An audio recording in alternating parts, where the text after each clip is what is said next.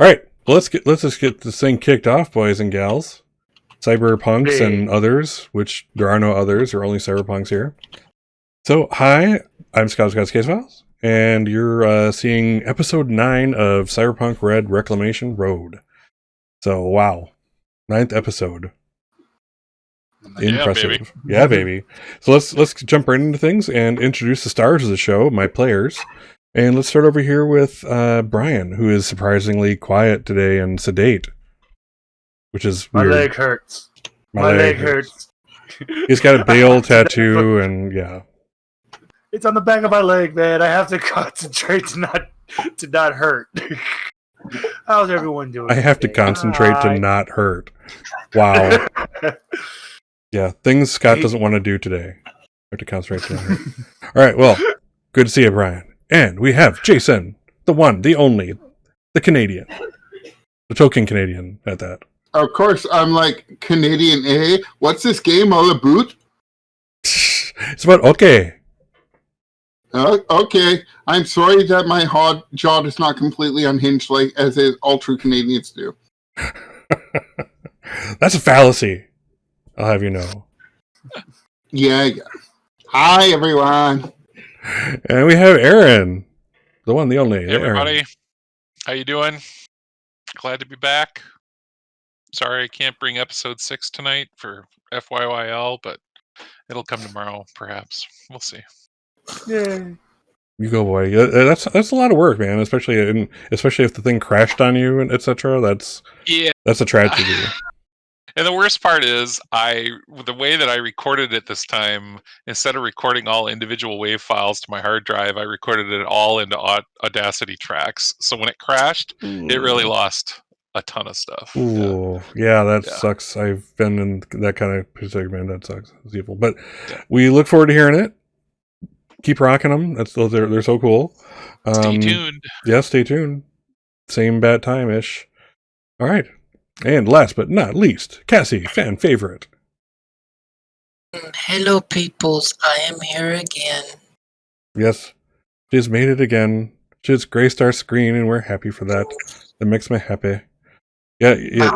Everybody should have a Cassie mouse, I think, in their group. So that's okay. I've got 2.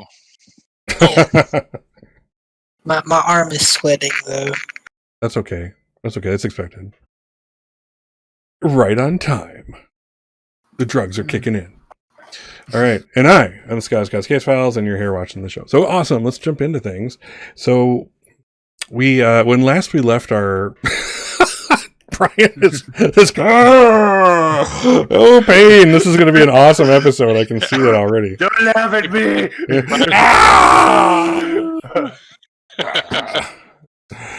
Oh, wow. Brian is about to go. Brian is in shock. Look at his eyes. He looks like he has clammy skin.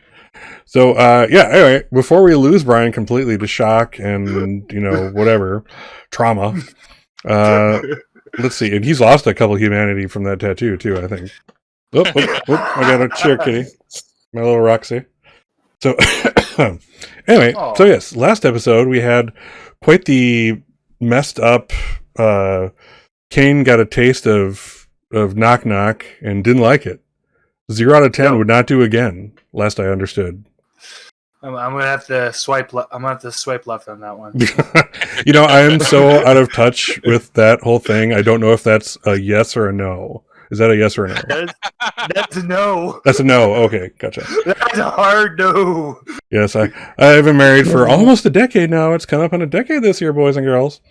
So Nice. Scott's been off the market, and I know many of you out there of a persuasion that are attracted to me are saddened by that, but here we are. So I don't know. Anyway, enough of that. So yeah, we had the quote unquote shootout, ending in a fantastical clone KK being blown up with a rocket launcher. And really, who wouldn't want to go out like that? Really, if you had a choice. I mean, it's literally like that. By the time the pain would get to your brain or along your nerve impulses, the brain is already exploded and not able to take in those signals. So there we are. But yes, no longer a safe house, that warehouse. So Matt can cross that one off the tribes list. so yeah, that brings us to this episode where, in theory, we're kind of putting agents and people into place and getting stuff ready for the grand finale of grand finales next episode, where we set this freaking city on fire, as Keanu Reeves would say, but cooler, a lot cooler, regrettably. So yes, Oh, cool. that's right. Given that, how would you like to start?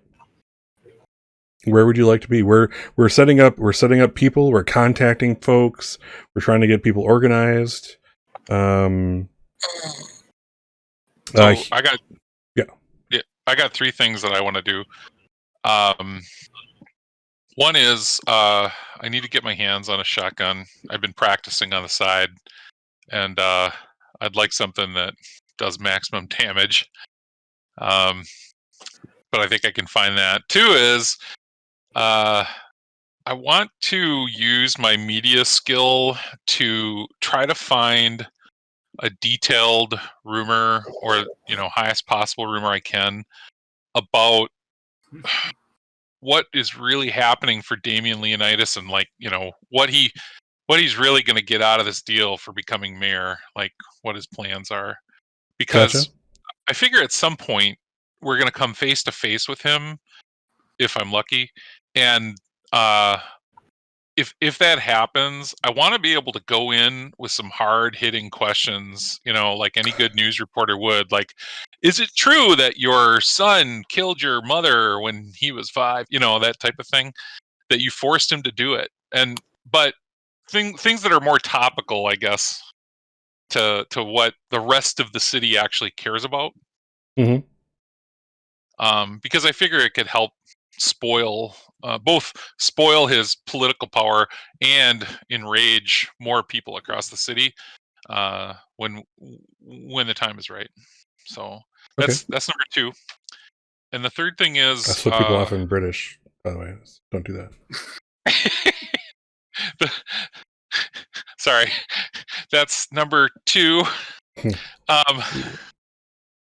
The third thing is I want to set up a runner deal, and I'm not sure if the guy who contacted me after Court got killed is somebody I can count on, or if I should work with Domino. But I want to set up a runner deal so that when the time is right, should we be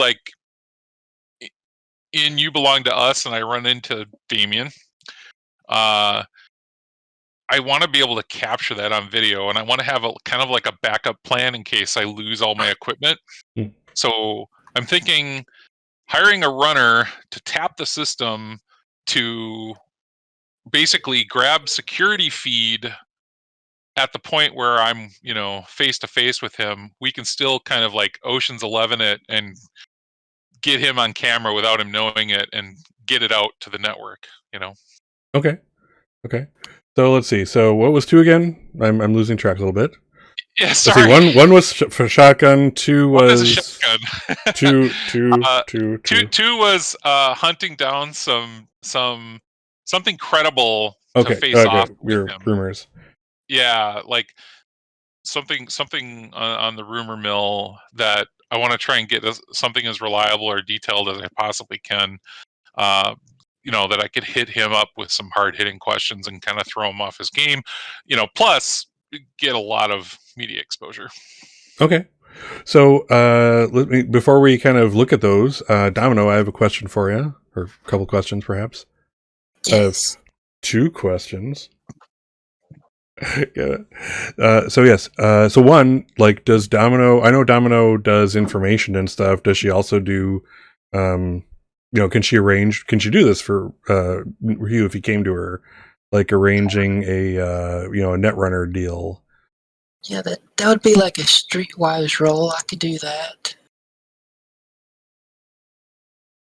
Or I was thinking more like your what you call it, your fixer class skill. That makes more sense, I think. I think that's a street one. I imagine she could. Okay. Cool. right. Well, I'll have you guys do a scene after this. I just kind of want to get first. I want to get a feel for what everybody's doing, and then that interacts with other people, and then we'll kind of go around. In the meantime, Hugh will say for brevity's sake, yeah, you can literally get a shotgun at the local like 7-Eleven. Not a problem. Spend the euro, however much that is. Now for your rumors, let's go ahead and roll your let's see. So you roll the appropriate. So yeah. So when a media is actively looking for a rumor, they roll the appropriate stat, relevant skill, and 1d10. Let's see here. But that's interesting that it's. Why is it not? It's weird that it doesn't include your like credibility skill. So that's a little strange. But yeah. So how are you going to kind of try to ferret out this rumor? That'll help us figure out what we're looking at.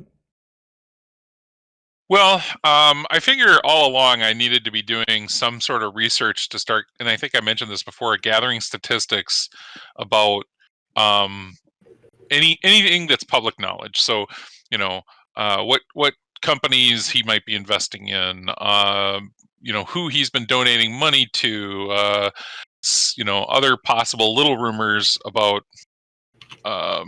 nefarious deals that might be surrounding him. But really, I'm kind of trying to pinpoint the ultimate game. It isn't just becoming mayor. It's becoming mayor because of some deep dark hole that he's got to fill, right? Ooh, interesting. For power, right? I mean, based on the kind of guy I assume he is. So there's got to be something to that, and there's got to be something that he feels like if he accomplishes mayor, he can also then do X. And when he in the advertisement about he'll make sure that everybody has a job, etc. It does sound like massive level of control. So it'd be cool if I could figure out what the downside is going to be, like how he plans to profit out of that, and be able to translate that for the rest of the city and the rest of the people and say, yeah, he'll give you a job, but here's his other plan. Here's what it's going to be like after he's mayor and after he, hires you, right? Okay. I get you. All right. So it seems like you're like there's information out there. There's rumors. You're kind of putting stuff together at this point. So I'm going to have you do a deduction roll for me. So that's an intelligence skill. Deduction. Where is my deduction?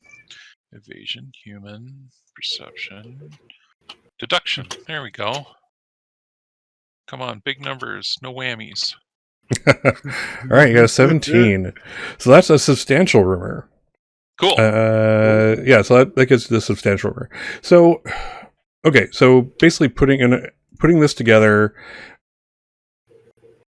Pardon me, my cold still has not completely gone away, so I apologize. I'm much better now, though.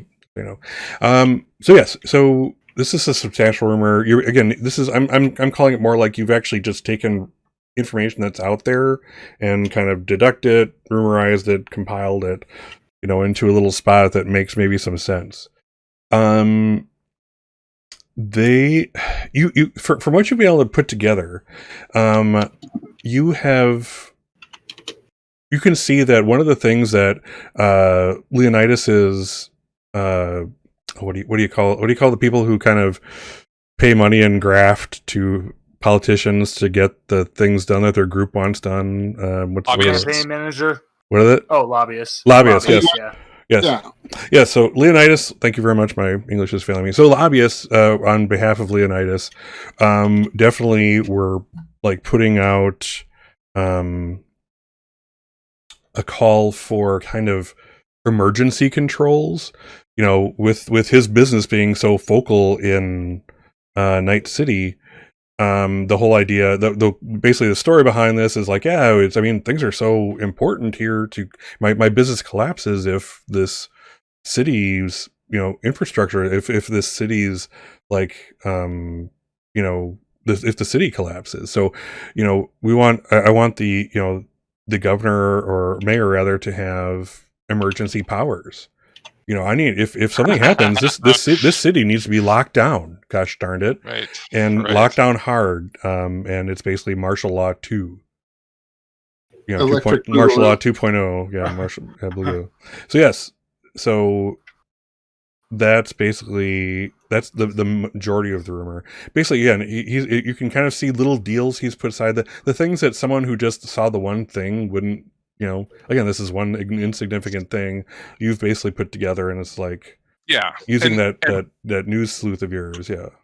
Yeah, and then from here, the question is why. So, obviously he has this need. He wants emergency powers. Well, what's he going to do with it? Is it for himself? Is it for other people he owes? Is he himself a puppet to bigger things, or has he got some other dastardly plan that he can only carry out with emergency powers? So at some point, I would want to take the next step too and continue that investigation. Okay, well, put a pin in that, because I want to see what else everyone else is doing. They may shed light on this also. Yep, absolutely. So, who has things they would like to? Again, this is just like, prepping for this episode, if you will. Like, what do you guys want to put in place? I see Domino's hands raised, very, very effectively there. Well, we did talk a bit about her doing netrunner stuff. Mm-hmm. And since I did put about 3 points into forgery just now with the XP we got. In the what? Forgery. Oh, forgery. So I want her to basically be sitting there doing a forgery meal. She's creating tons of documents, identification, all this kind of stuff, and she's giving it to netrunners to help them infiltrate places. Hey, I'm this repairman. I will come in there and they'll go in there oh, I'm gonna try to repair your servers, and they'll put devices on the servers when they go in to repair them or something like that. Or I get you. And just a bunch of false identification, false documents, and just she's just building an entire web of this stuff. Awesome. Okay, yeah, and I'm going to say, I mean, a lot of what you're doing is electronic also, so it's not like you have to, get the printing presses out or anything either. This is something that's, especially with Domino's newfound forgery skills, it's very available.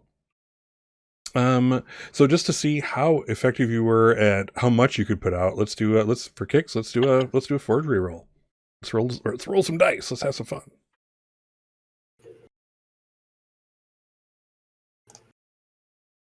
Ooh, a 21. Holy crap. Nice. I could have used that.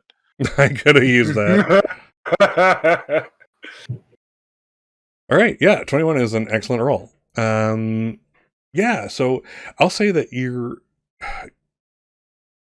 just with your fixer contacts. Yeah, you're able to you know enough people, especially not only your fixer contacts, but your organizational contacts. The California. Oh my God! Look at the pain on Brian's face. It's killing me. Stop laughing. Stop laughing. It's laugh or cry. That's all you can do. So yes, but having that was it California Free League? I'm sorry. I called it the California Liberation Front. California Liberation Front. Yeah, with those contacts, I mean, you're pretty much. I mean, throughout the short time with us, you've kind of shown yourself to be kind of one of the nexuses of that group. So yeah, let's have some fun. Again, this is episode 9, so let's throw all caution to the wind. And yeah, so you're able to make a whole bunch of stuff. People in your organization and people friendly to your organization are, screw the man types anyway. So yeah, they're willing to go around and, disrupt things, put things in places, as you said. A lot of it is not damaging. I'll say for that role, and for again, your the relationships you have, some of it's going to be I'll say 50% of all of this stuff that they're doing is going to be propaganda type stuff, putting out messages from against the man type of thing. And then like another 30% is we'll put some worms ready to go off on your command, into various systems and throughout the city and stuff like that. I feel like credentials tend to breed credentials, so she probably would try to put some pressures on some like government bureaucrats to like actually like validate some of her forgeries, Mhm. and then that would make it a lot harder for people to detect it. Gotcha. All right. Well, let's make that part of this episode, because this episode is all about doing that prep. So we'll have you do at least a scene, at least one scene, if not more, with politicians, your favorite people in the whole universe. Yeah. No, you're asking for it. I'm literally granting your wish. Wish granted. Yeah. Be careful what you wish for. Cool. Anything else? Or not like that's not already a whole lot. So good job on planning that. That's pretty awesome. No, that's all I got for right now. Okay. Who is next with their preparations? Mac is probably not doing too much. They are definitely more of an action reaction kind of person than a let's spend several days planning person. Primarily, the main thing they would be doing is a lot, basically figuring out where they're going, kind of casing the joint, building up all the familiarity with like the streets and the traffic and the cars that tend to be parked. Pretty much just trying to make sure they really have a strong impression of the area, how to get in, how to get out, how to use roads, how to not get the helicopter noticed too much. Are you doing this all via helicopter? Are you driving, or what are you doing? I'm going to do both. I'll figure out helicopter stuff and the helicopter stuff. I'll figure out car stuff and the car stuff. It seems like we have a fair bit of time, and I'm just going to be like, I'll be back, and I'll go spend a couple of hours just driving circles around, around the building, just kind of familiarizing myself with all of it. Which ways the traffic go? Which times are heavy? Do the light patterns change, like for rush hour? Sure. Okay, so let's lots and lots of chasing the joint and preparing to get there and to get out really fast. Awesome. All right, so just like with Domino, let's handle that as part of this actual session, as opposed to us just kind of glossing it over. I'd like you to RP that out. I mean, Mac is a nomad, and I want to get him as much, I want to get some vehicle time in. That's what it's all about. So let's do that. Is there anything else we can put on your list of things, or is that pretty much? I mean, not like that's not quite a lot actually, but anything else you can think of? One thing I actually wanted to bring up. So Mac was raised up within his tribe, and one of the rewards is a new vehicle, the helicopter in this case. So what I want to ask you, like, do the Ordo Petro. Oro Petro. I'm sorry, I'm bad GM. The Oro Petro, do they give you any kind of distinguishing mark? Like, can someone look at you and see that you've been raised up? Tattoo, a scar, a earring, Well, I definitely have tattoos and scars and earrings. I don't think there's really any particular tattoo or otherwise permanent identifying mark. Mm-hmm. I mean, it's not that big a family. I mean, we all know each other essentially. Gotcha. I mean, there are a bunch of the other nomads with the other families in that, and we kind of know them, but we're not some big wigs with our secret handshake, and whoa! You don't have a secret handshake? Holy shit! And I do even have a nomad family. And I do not even have a secret tattoo of third nipple that I have to show off to prove I'm initiated or anything. But you got it anyway, didn't you? Yes, you did. Anyhow, yes, Mac. Moving on. All right. Okay, cool. I just wanted to kind of ask that. So, anything else before we move on to the Cane Meister? Nothing really. I mean, otherwise, I guess, trying to figure out what's going on with High Tower, but probably most of the information I expect to get is that Hightower's like with Leonidas, probably hanging out, and that not exactly easily accessible. So Cool. but All right. otherwise, that'd be the main thing to kind of like, if I could get them one-on-one to confront them and give them the "what the fuck is going on" speech. Gotcha. Cool. Yeah, it seems to me like the chances on that are pretty low, so priority's pretty low, and I'm doing what I can for everybody else in the meantime, which is make my driving better driving. As it should be. Excellent. All right, that leaves us with Kane. What's your? I know you. If you say I don't know or nothing, I'm just disconnecting you immediately because you're not even Brian. I don't even know you anymore. Oh no, the plan has changed now because so since Domino has been forging documents, can we assume that there's a Night City Police Department badge there? She could probably forge something like that, yes. Kane's gonna need that. Oh my!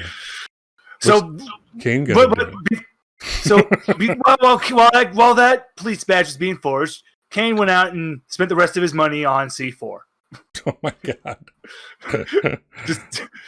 just came back with a crate of C4. There's literally no more C4 in Night City left for anyone else. You've hoarded it all. All right, and so Kane's gonna get that police department badge and slick back their hair, get a nice suit on, and then go to every gas station in town. Oh no! Oh, hold on. Oh, I'm holding. So, as Kane walks in, at each pump, Kane inconspicuously drops some C4 at the pumps. And then we'll walk up to... How do you do that? Oh, because of that tentacly arm, it can just be all wiggly, so no one notices it just going... planting. So, okay. I'm assuming there's some kind of detonator affixed to it. Yes. And then Kane will walk into Kane walks into each gas station, disguised as a police detective, as a detective. Walks up to each one, has a little box with a bow tie, and it's like, "Hello, sir. I represent Night City Police Department." Flashes the badge, puts it back in his pocket, and we want to reach out to our community, so we are delivering these presents. Now the condition is you cannot open these until tomorrow. Enjoy! And inside of there is a big ass pound of C4, so yeah. Oh my god. And it says best wishes from Damien Leonidas, and Night City Police Department. Oh. And now here's the thing though. Kane does this all over town, just getting like selfies with the gas station clerks, like, "Oh, you want to take my picture and post it online?" Of course. I'm not sure Domino would have gave you the police badge if you know you were going to use it like this. Oh, you don't. That's just it. Domino doesn't know. So let me clarify. Okay, so picture with a conscience.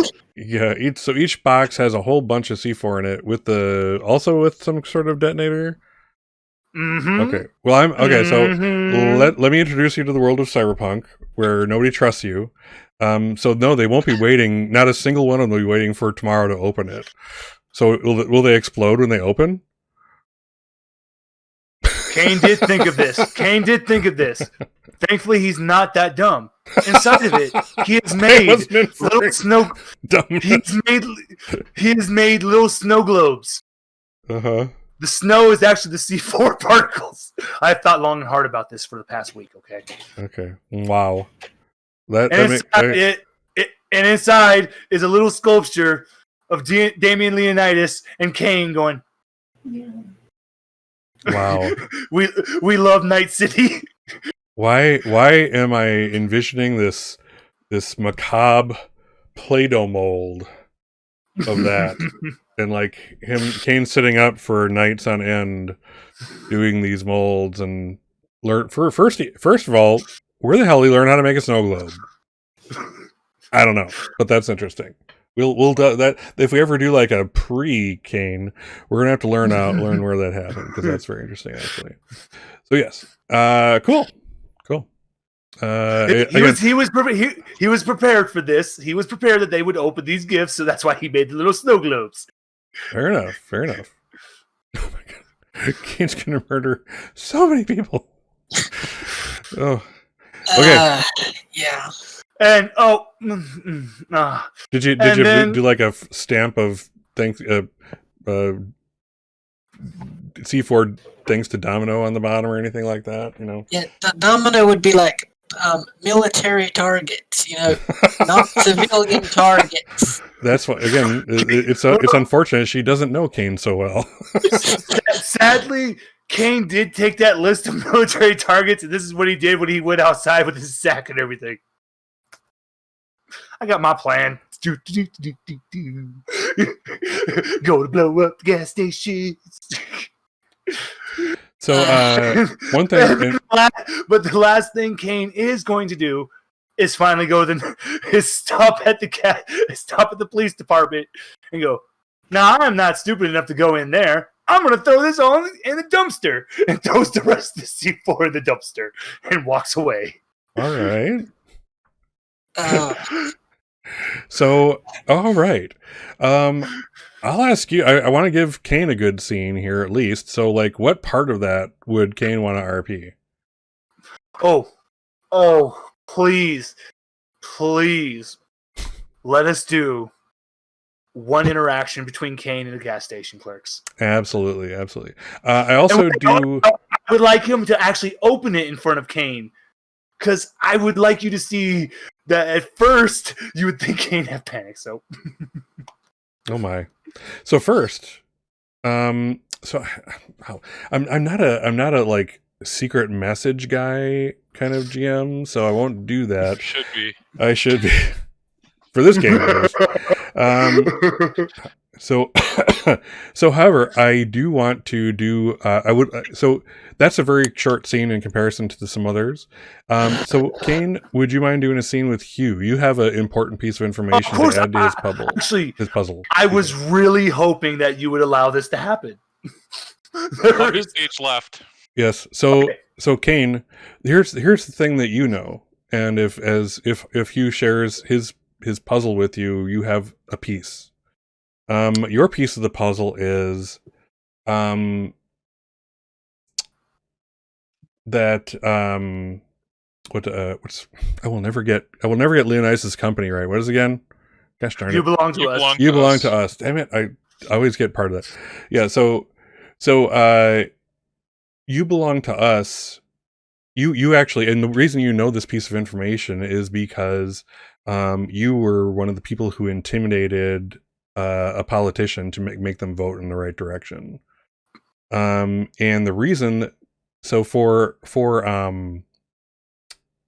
the piece of puzzle you have basically is that there's a provision in the Night City Emergency Martial Law Act that says basically it's a very ambiguous line, but it basically says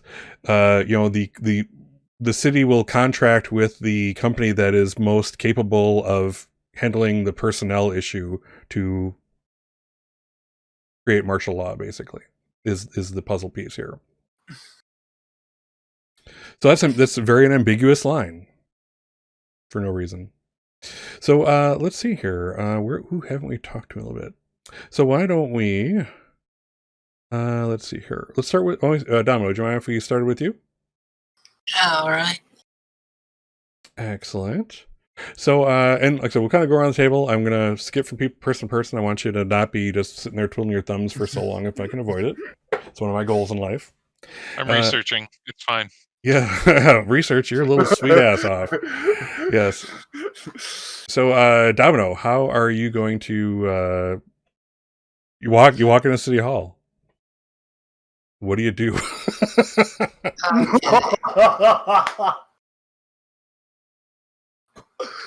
This is the most uncomfortable place that Domino's ever been in her adult life. I don't know. I don't know if she would walk into City Hall. She'd probably try to like get meetings with something people and like go out for like dinner or something. Okay. So here, how about we do this? Again, you're a fixer. Yeah, you're an information broker to a point. You have information about a councilwoman, Serena Thompson. You know that she has reservations at kind of a hoity-toity restaurant about 4 blocks away from City Hall. So that's your contact point if you're going to get to her. You go in. You know, the only time she's not surrounded by media and bodyguards is when she's actually in the place. So likely that's your best time to hit unless you have a better plan for that kind of thing. All right. I imagine that she's not in her normal clothing. She has like on a nice suit and pants, and she still has her mirror shape. She doesn't have the top hat, and her hair is just like kind of slicked back and tied in like a short like ponytail or something. Mm-hmm. And she just comes in and she just kind of like sits at the bar for a little bit, some light drinks, and just watches to see them when they come in. Gotcha. So yeah, this is a nice place. This is the eating a meal at this place would cost your general denizen of Night City like 2 weeks work type of thing, which is way more than a councilwoman makes, for the record. Who knows where she gets her extra cash from? Who's to say? I'm sure it's from completely legitimate sources. So there's that. So yeah, so the place it's all done up in like red velvet type of thing.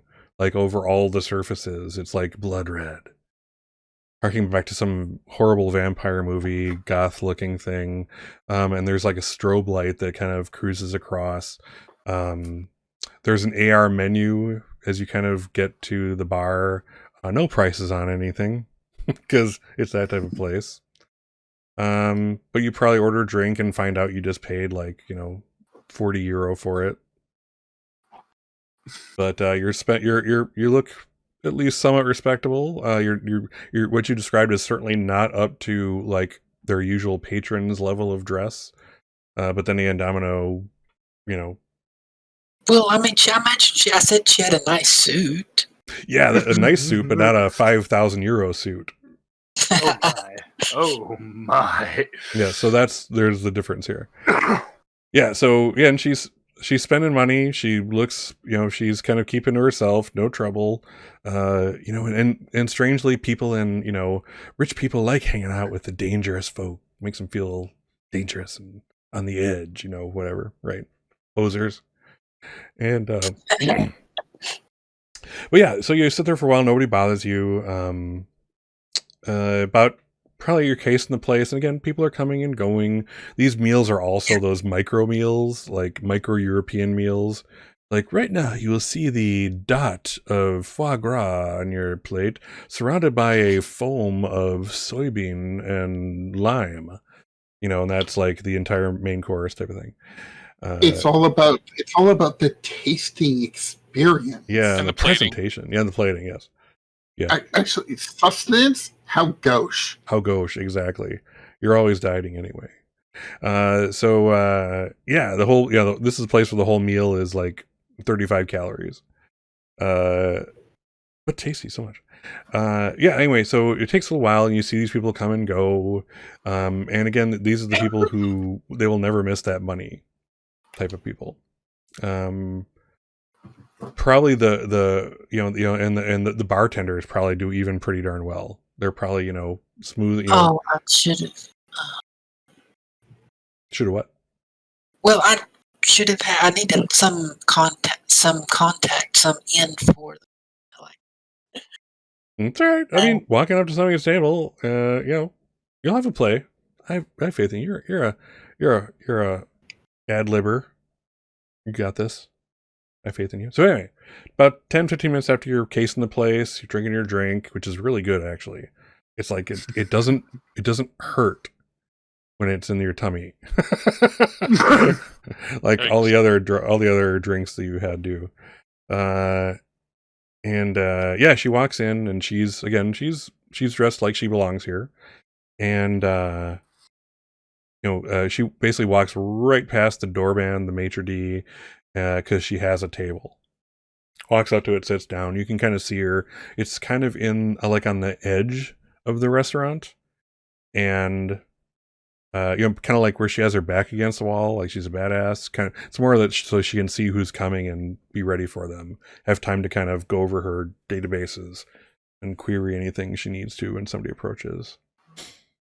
Would you like to proceed? Do you have a plan, or should I skip to someone else for now as you formulate your approach?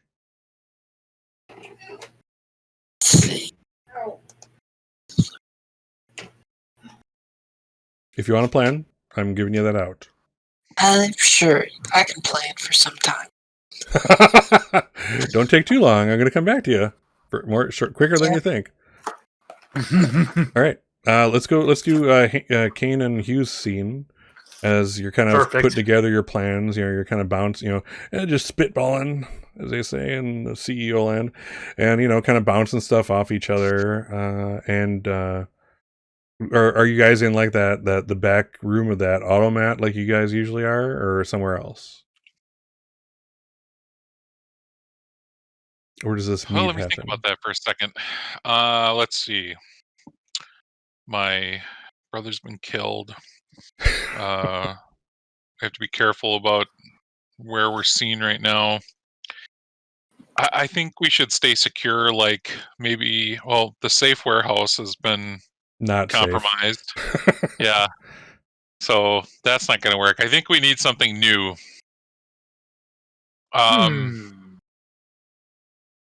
You know what? There's a section of the city that's still a university, an operating university, right? Sure. Yeah. It's like on the west side of the city. Cool. How about the library there at the university? Ooh, neat. Perfect. Okay. All right. So, let's see. So, Hugh, you chose the place. Kane, why don't you set the scene? So, I imagine Hugh's sitting at the table, and Kane is one that actually gets to be like, yes, I have the information. I get to be the smart one. So Kane is dressed like a professor. Has a chalkboard, has a little whiteboard set up.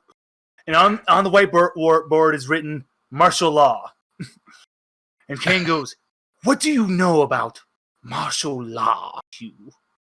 So I just want to point out that this is completely realistic that he has this outfit, because from character creation on, KK has spent like 65% of the entire income on clothes, and later on guns, but mostly clothes in the first part. So this is a believable outfit. So please continue.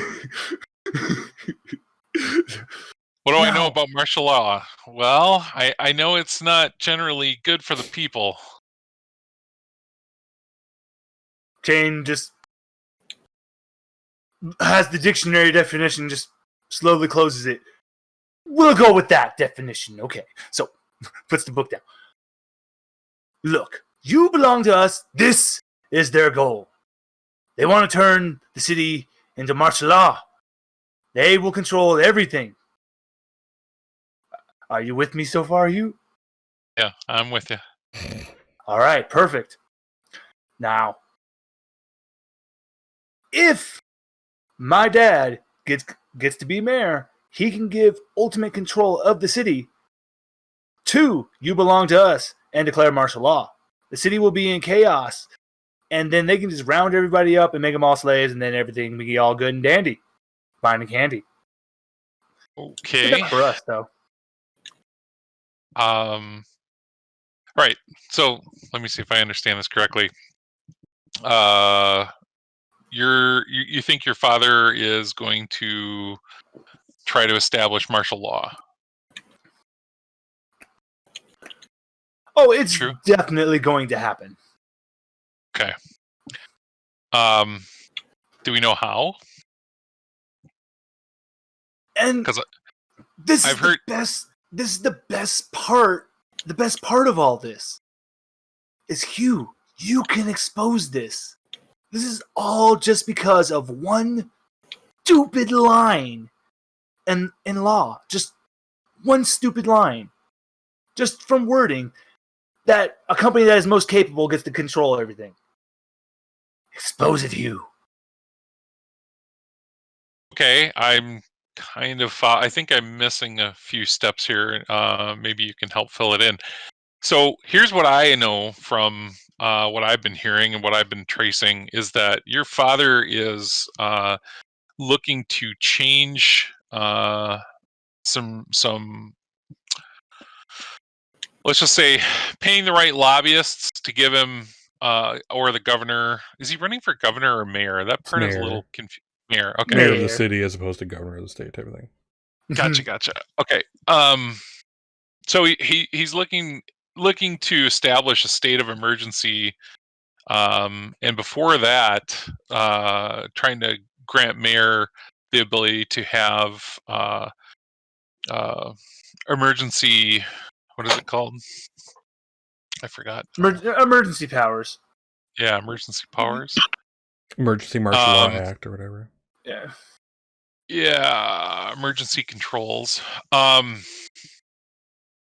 give him emergency powers. So what exactly do you know about the emergency power part of that, the martial law part of that? Because like, where does it come from? Does he get access to like local law enforcement? Does he get access to military? Everything. The marshal, essentially what this will do is create the final loophole in which he wants. What's the best way to take over people? Because ultimately fear and conquering, that leads to flaws and will lead to revolution. He can take over everything legally, easily, I get I get what he can do with it. What I'm wondering is how where is the corruption here? Like, where can I break the story on this? So if it's just that he legally establishes himself to have these powers, and it's basically public servants doing the work, the army, the local law enforcement, there's not much to say there. If there's something else to this that I can use to crack it open a little bit, like, who is going to enforce this martial law? Oh, the city is because the loophole they've established in their own lawmaking. Okay. It pretty much, it's basically what has happened. What is going to happen is the city itself is going to give all of its control to the companies. What do you mean? That's the part I'm talking about. What does that mean? So Kane's actually going to pull out a law book. Oh, Jesus. Okay, that's bullshit. He's never read a book. Oh, no, it's upside down. It's upside down, dude. It's upside down instead of a random page. It's upside down instead of a random page. So Kane's like, from what I've snuck into many conversations and listened to, what this means is, in the founding of Night City, when they were making all the charters, I guess the people who founded this city never thought there would be a company large enough that could theoretically take over the city. They never thought about that, so they created this stupid bylaw where if and such, there's a company, you belong to us, and the city, Night City, it needs it, the company will take over. Okay. So the city is outsourcing its military power to private industry, and I am assuming then your father is counting on them outsourcing, if they don't already have a contract, to You Belong to Us. Bingo. Yeah, okay. That's something we can write on. All right, so then what? Now what do we do with that?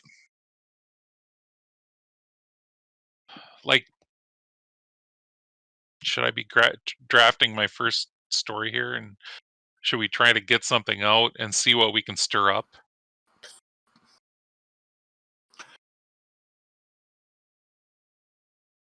We should put something out there.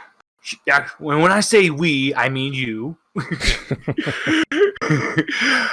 You should put something out there to start to stir the people and get them anticipating when we confront my dad.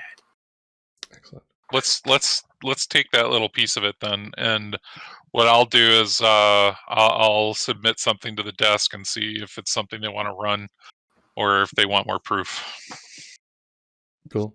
So this is the part in the episode where like suddenly like the music cuts in as you guys are both Hugh is looking at something on on the desktop, and Kane is over his shoulder kind of pointing at something, and this is the putting together the thing montage in the background. So while that's happening, let's go to Mac, who is just doing laps all over the place on stuff. I expect, just a side note, I expect Kane to bring half cantaloupes with cottage cheese in them while I'm doing this. That's my style. Oh, they were already ready. It's in your contract, yeah. Mac, tell me about it. Tell me all about it. Okay, well, I mean, obviously, realizing that it's very hard to be in multiple places at once and to keep a real eye on everything, I'm definitely going to have to rope in a little help. And fortunately, I know exactly what kind of help I need or what I can access. I just can't remember the name of those two kids who were big fans of me and gave me the zip gun at the meeting. Wow. Simone and Jay. Simone and Jay. Simone and Jay. Yep. I'm not a note taker, so it's been a couple of weeks. I just happened to work 40 hours on that episode, that's all. Holy balls. Holy crap. See? So apparently being a reporter for FYYL is a full-time job. All right, people, you heard it here first.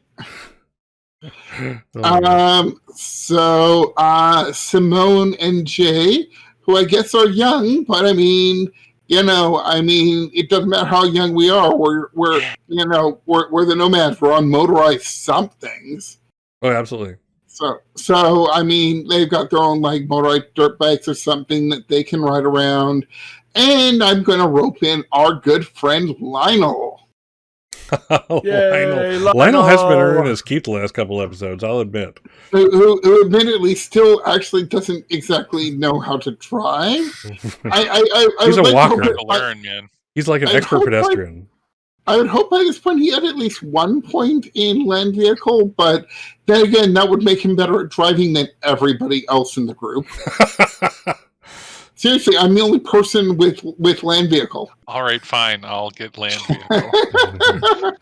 But Lionel, with his experience as an exec, is very, very good at gathering information, tabulating information, sorting information, synthesizing information, and also, incidentally, talking to people. And so Lionel is actually going to be my eyes and ears on the street. That he's going to be the one on foot with a stack of bills, and he's pretty much. His sort of job is to go around and slip a few euros to the various homeless people and whatever in the area, and it's just like, I'm a nice guy, and hey, if you see anything funny, you can trust me, right? And pretty much, building up my own little spy network in the area that are kind of keeping an eye on everything, the comings and goings, and between Lionel, greasing a few palms, which is within his skill set. And then they obviously have all this information about, the purple car always goes that way at exactly 11:27 a.m. 5 days a week. And this and that, and he's sort of synthesizing this.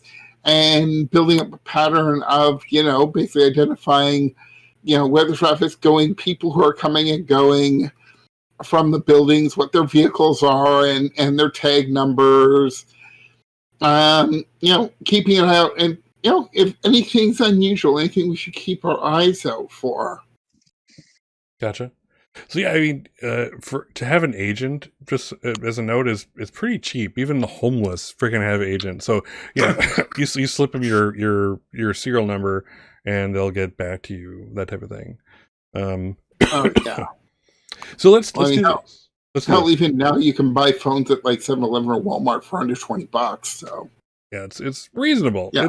It's sadly realistic. Well, they do have them right now because it's more useful. It's more useful in tool than its dollar value. True story. Stat that goes with land vehicle. All right, so let's do this. I'd like to do for this your plan. Your whole thing is two different parts. One is kind of organizing everyone else to kind of do the thing, and so it's kind of a leadership thing.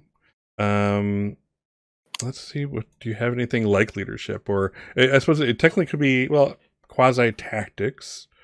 Let's see here. Yeah, let's go. Let's look at the big old skill list.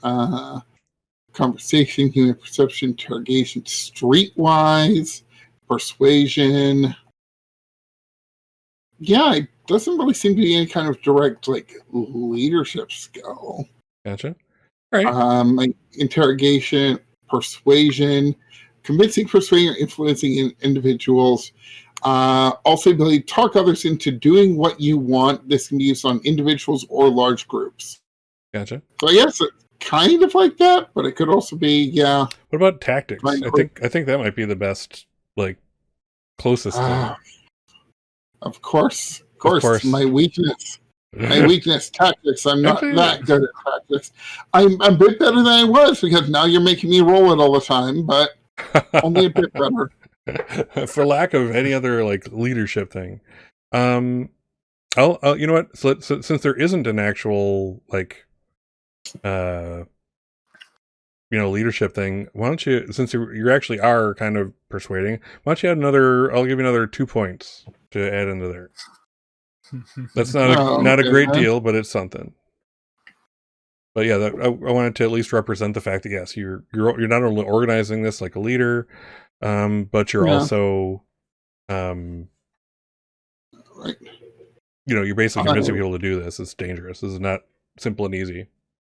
All right. Well, I'll put my 2 points in and then roll.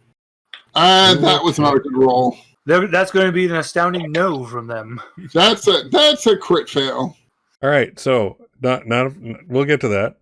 In the meantime, the second roll I'd like you to make is your piloting land or air vehicle, whichever you prefer. We'll have you roll one of them. Well, one of them's definitely a lot higher than the other. Okay.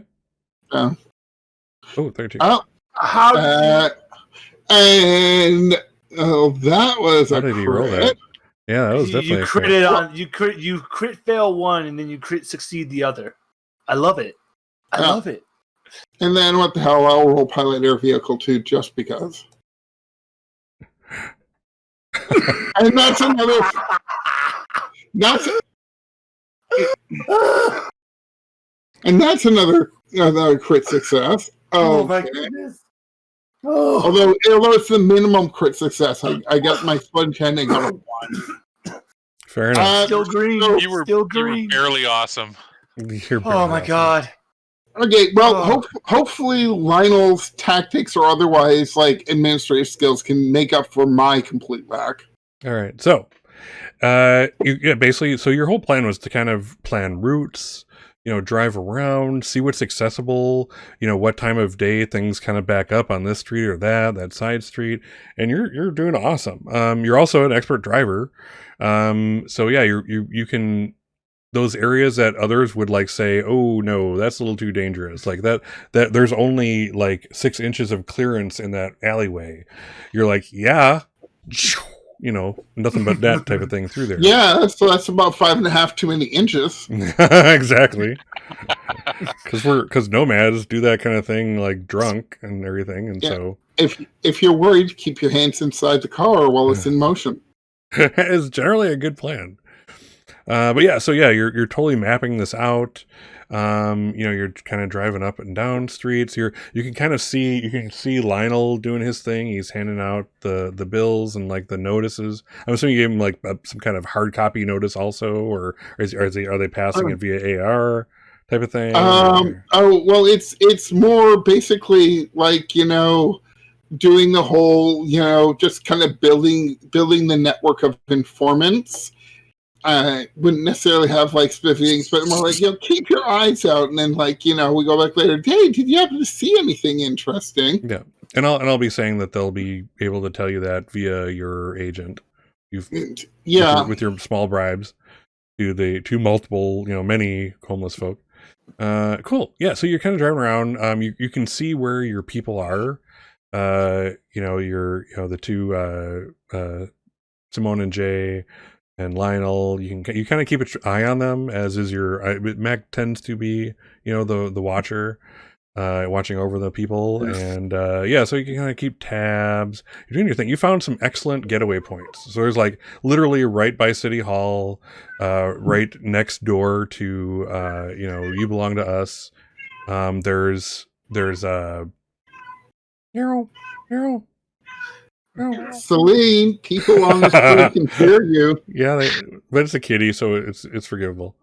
So so you find some kind of getaway points that aren't obvious, like literally like you probably stop and pile up some boxes in an alleyway that make it look unpassable, but you realize you can drive right through it, that kind of thing. So on one of your last laps, you're about to kind of go around and check on everybody's status, when you see some security agents patrolling the area, and they stop Lionel. And their armband has quite in flashing neon AR and otherwise YBTU on the side of it, security. And they you can see them actually bringing up like a hollow of his face, and like then looking from it to him and him to it, and they literally pick him straight up. God damn it. Guns drawn. He's now being whisked away unless you want to do something about it.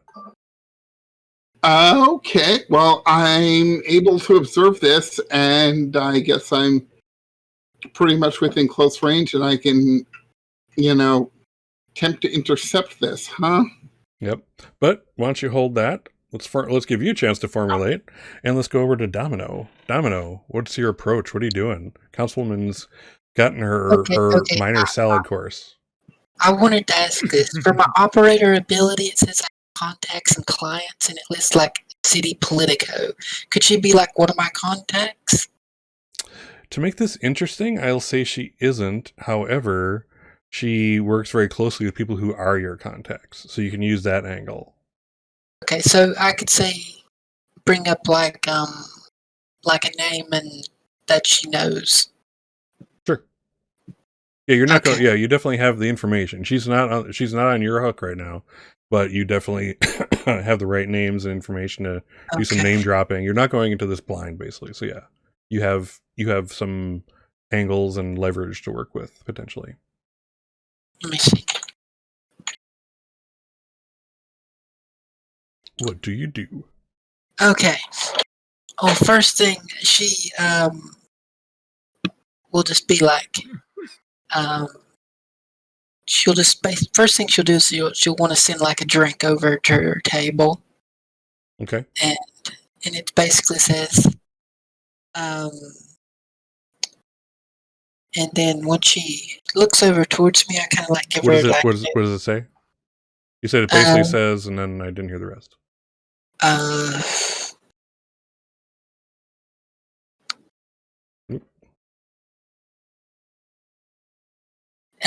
It says, it's like a gift from a friend in the office. And when she looks up. She kind of looks up towards the bar. I imagine she'll kind of like adjust her glasses, give her like that mysterious type smile, Right. And then she'll just get up and start like kind of like swaying over to her, and like just try to like smoosh her really. And when she gets over there, she'll kind of slide into the booth and saying, "Well, I couldn't let a beautiful woman like you eat alone tonight, now could I?" Ooh, nice one. Let's just get an idea of what her reaction is. Why don't you roll? Let's see. Let's do conversation. You're not trying to make her do anything. You're just kind of pushing it up. So yeah, roll a conversation for me.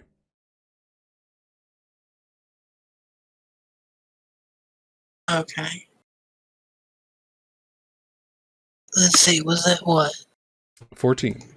So yeah, it succeeds, but not by much.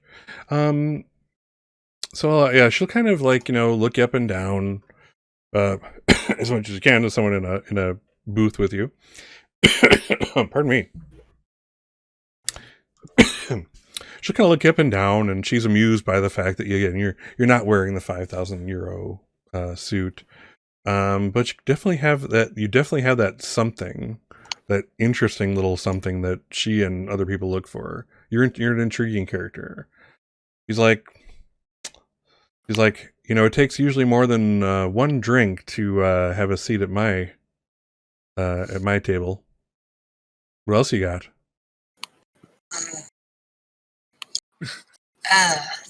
My friend Deborah Sanford, she mentioned that you might be here tonight, and I might talk with you. And that's the contact, imagine. That's perfect. Yeah, you see her kind of like, she tenses up and backs up, and at the last second you realize, oh, she thought you were hitting on her, and now we've gone straight to business. Wow. He's like, okay, yeah. What about Deborah?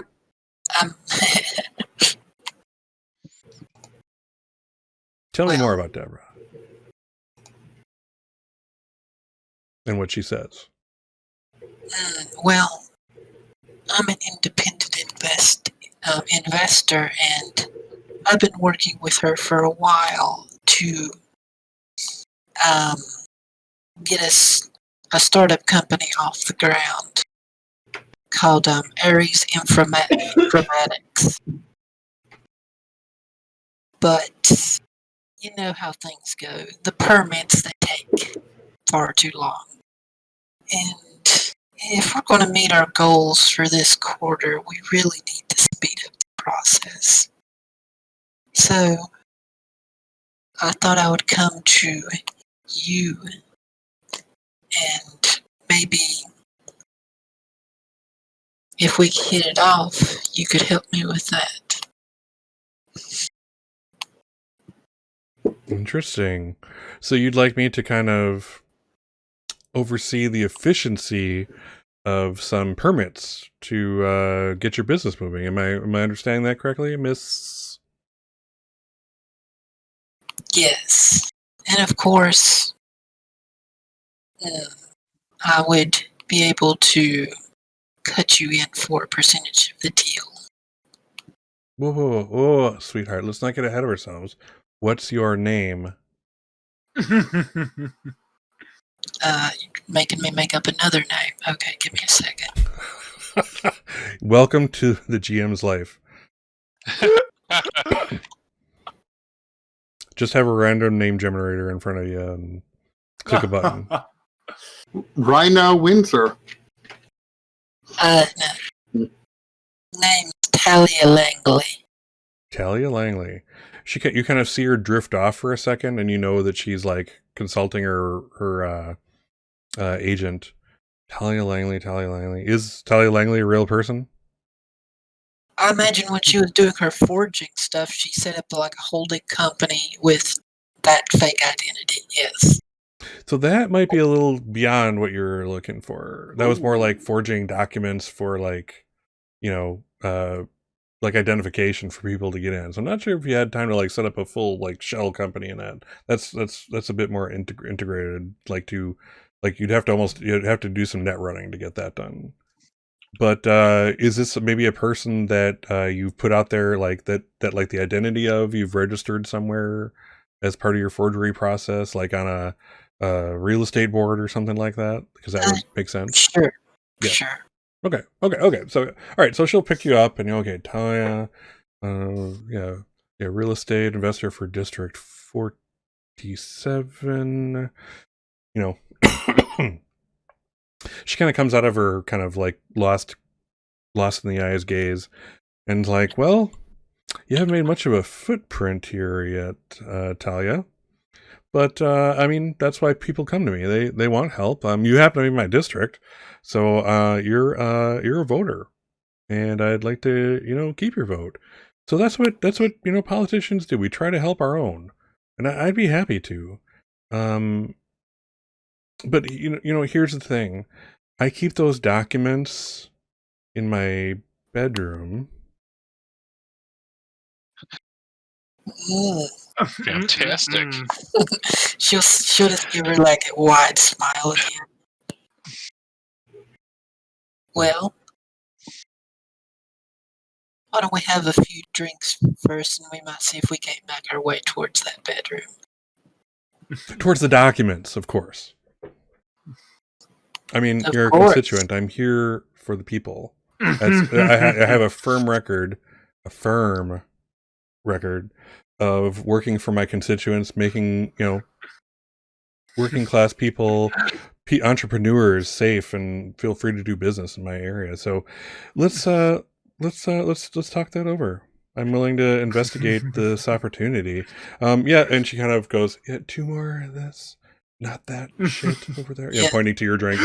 It's like the best you've ever had, but it's like bottom shelf here.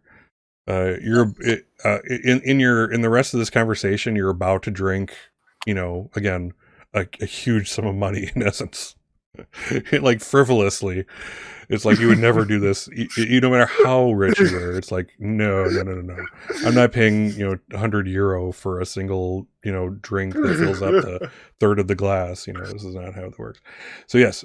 So we'll fade to gray because we're not ready to go black yet. This is quite a good scene still. So hold that button, if you will. Let's cruise over to Mac again. I'll be getting back to you and Kane, Hugh and Kane. Give me just a moment. Mac, what are you going to do about this whole Lionel business? Well, I guess it depends on exactly how far in from the curb they are, and whether or not I'll be able to basically. Don't say run them over. Don't say run them over. I was going to say sideswipe them with the car. Running them over lightly is basically what you're saying. Or, well, I mean, if it's a large enough sidewalk out in front of this, corporate building, which many of them are, I might even be able to get behind them, and as I drive by, just kind of slam the door open. Oh my god! It's brilliant. It's just brilliant. I suppose you know what? When all you have is a hammer, everything is a nail. Well, it's that or use firearms. So come on, Scott. You're the one who created this situation. I'm the one who created. You're the one who got the shitty roll. Exactly. I'm only making real this shitty roll. So yeah, just because you're a bad tactics person, don't get on the Jan side. Let's not be that person. Don't do that. But yes, we will be sideswiping somebody. Let's find out how. So yes, I'm going to say that this is not an uncrowded walkway. You're going to have to really thread the needle to get one of the security dudes who's on Lionel. And Lionel is already in tears. Lionel does not know how to handle this kind of pressure anymore. He was, again, I think we can all agree that he was not cut out for the corp life, ever. He was probably forced into it, and yeah, it's just, he's kind of let himself go, be vulnerable even more, living with Mac, and it's just, yeah, he's like in tears. He's looking around for you. Like, oh, you just imagine in your head, in his head, you can just imagine, Mac's not here. I'm lost without Mac. Oh, if only Mac were here.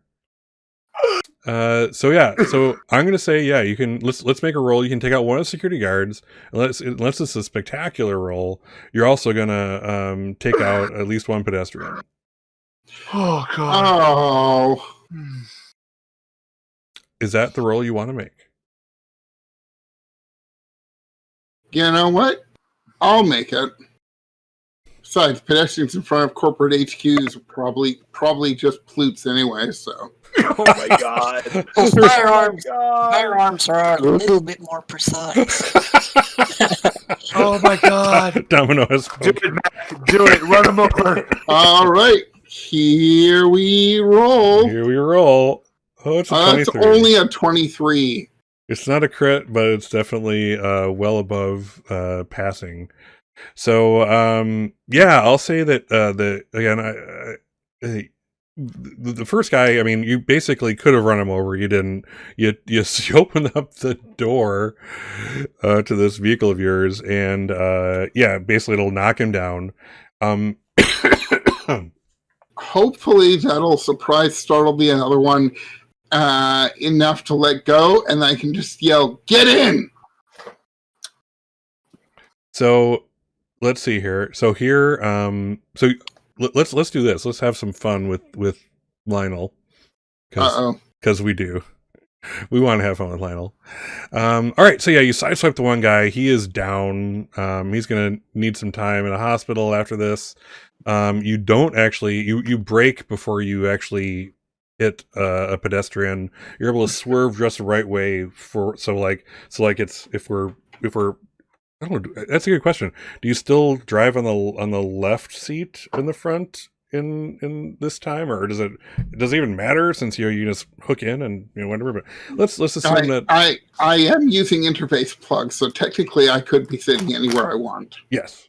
So let's say, for the sake of the scene, that you're sitting in what the Americans and North Americans would consider the normal driver's spot, which is on the left front seat. And you basically not sideswipe, but do the door thing and spin. This roll you have will let you do a spin. And the far door, you're able to open the far door. You're plugged in. The door will open by itself. And you lock eyes with Lionel. You can just imagine this scene. Like Lionel's like, "Oh, where's Mac? I need Mac!" And whoosh! Suddenly the dude who's literally guiding him with a hand, on a pressure hold on his hand is now gone and is now like 25 feet in front of him, smack dab into a lower retaining wall. Blood happening at that point. And he's like totally surprised. This is not what he does. He doesn't get paid for this. Wait, he doesn't get paid. God damn it. And he's basically, holy shit, I just figured out. Lionel is basically Mac's fucking intern. Oh my god. So fucked up. So yeah, anyway. So yeah, Lionel is freaked out. The other security guard is freaked to the point where he lets go of Mac. He does he has enough training where he gets out his sidearm. So let's see. So this we're gonna do another roll. Let's see what happens with poor Lionel. Let's see, where are we, Mac, go ahead. And this is basically, so Lionel's freaking out. You need to persuade him to do what you said. Get in! And, actually move as opposed to freezing there as he wants to do. Because freezing is more likely to not get you killed. So, Mac, go ahead and roll persuasion. Let's see how you do. Alrighty. 17. All right, that's a 17. That's a success. I mean, the base level for a base success is like 13, so you're at the second level of success. So yeah. I'm going to say that he does get in there. He sees you, and it looks like they were literally about to put him in cuffs. So there's already one cuff on one of his wrists, and it's kind of the other side's dangling because the other guy was supposed to be holding him still to make this happen. So he sees you. He sees the guy he's been waiting for. In this moment, the man of his dreams, who is about to save his bacon, and runs. I'm gonna say, so you can let's see here. How are we gonna do this? So I will say that the cop gets, or not the cop, but the security dude gets off a shot. You got a success, so I'm gonna say it hits neither of you. But your car is gonna take some damage. Sure thing. Let's just roll a couple d6, and that'll be the damage applied to it. All right. For the sake of brevity, I'm not really concerned with this combat system. I just kind of want to, I want to get to the action for you guys and make some sense of it all. All right. There we go. Heavy pistol damage. Oh, God damn it! Why did I crit against myself? Oh my God, you did! It's all sixes. You rolled 3 sixes. The odds of that happening are like 1 in, like almost 200. 216. Wow. It had to happen sometime, I guess. Yeah, all right. So, yeah. It had to happen. Apply that damage to your vehicle. It won't happen for any of us now, so... That's not how statistics work. So, yeah, apply that to the vehicle, and that'll remain for this episode. You'll have to wait till after this episode to do anything about it. So I'm not sure what that takes your vehicle down to, but just kind of make a note of it. Yeah. I still got more than half, so. Oh, cool. Perfect. Yeah, vehicle had 50 hit points, so. Excellent. All right. So, yeah, you whiz off. That sucks. Yeah, at least, Lionel, he like does that thing where he's like wide-eyed and like in shock, and he's like, oh, and as I peel out, I am gonna slam 2 separate buttons at the same time. Yeah. One is for the nitro, and the other one is to make my horn start blaring La Cucaracha.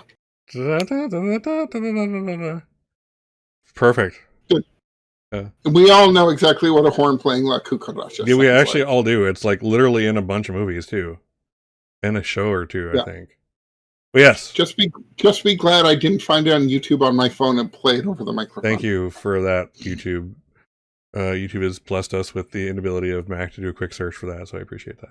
So yes, Lionel is losing his shit in the front seat. He's like, "Oh, Mac, I knew you'd come for me. I knew you'd come for me, Mac. Thank you.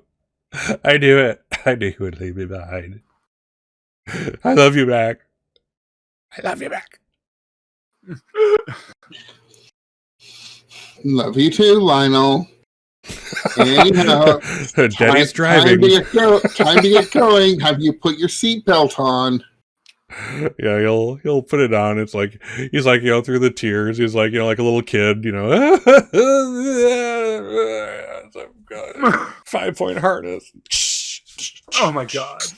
Oh, Lionel's learned to use the 5-point harness instead of just the regular shoulder belt very quickly. Yes, I don't doubt that at all. All right, cool. All right, so we'll fade. We'll pan back on the camera then and fade over to Hugh. What was the scene we're gonna have you do?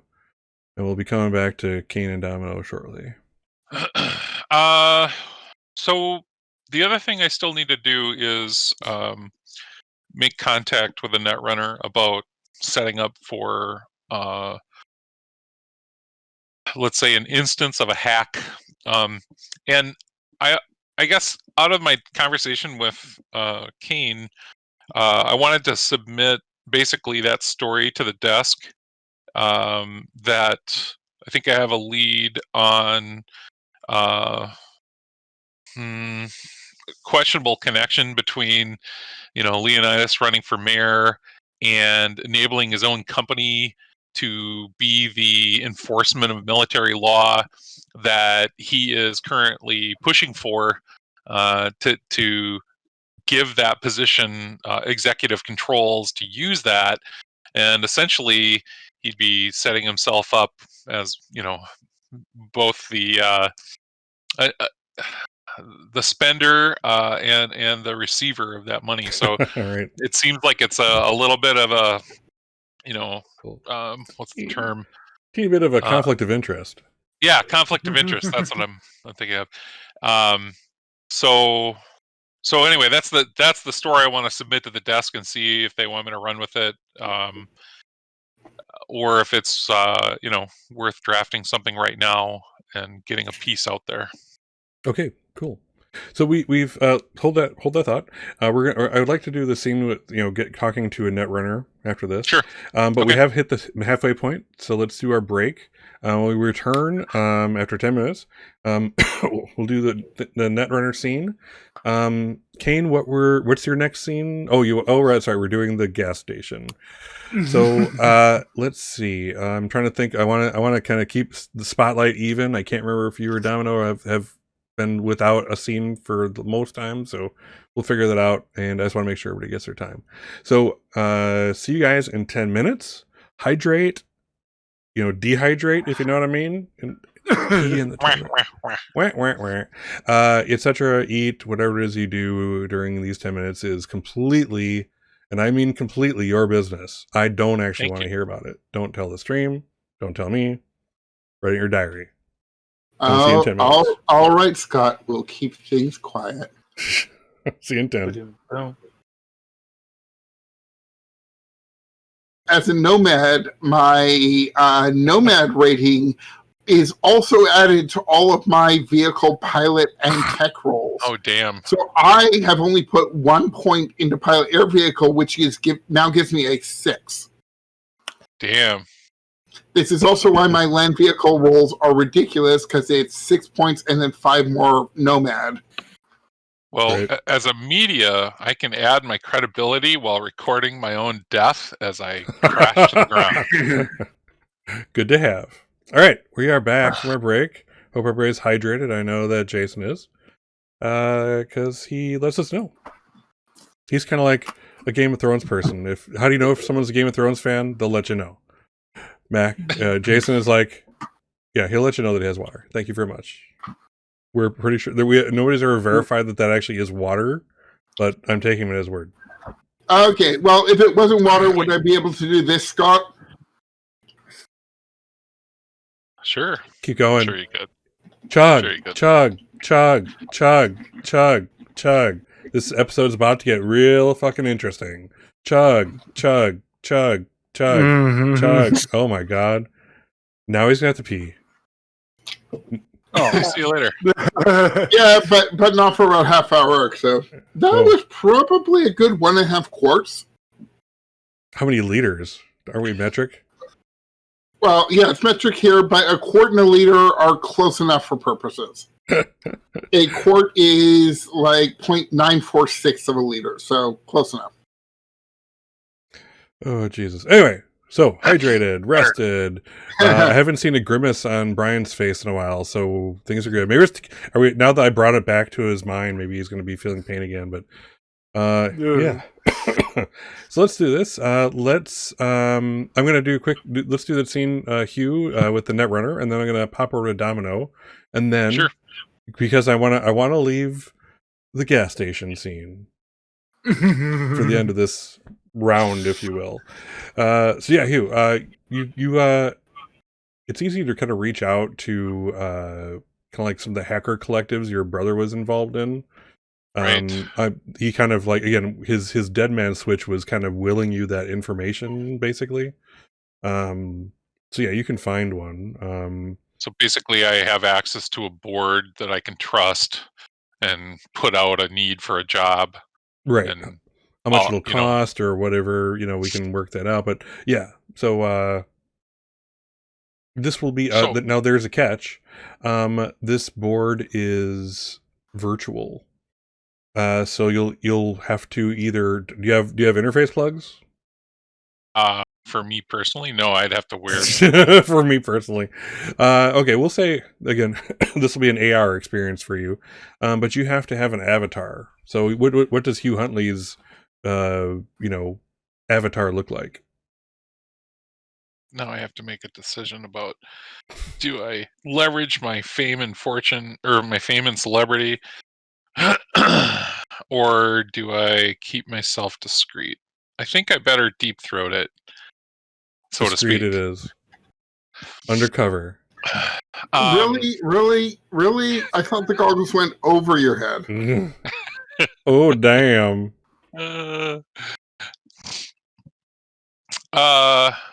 Yeah. So, yeah, my avatar. Let's say my avatar is going to be. I'm thinking like that little kid from the Pixar movie with the Incredibles, and he was on his big wheel when Mr. Incredible kind of crunches the car, and he's like, "What are you looking at?" And the kid's like, "What are you waiting for?" He's like, "Something amazing, I guess." Like that little kid. That's my avatar. Excellent.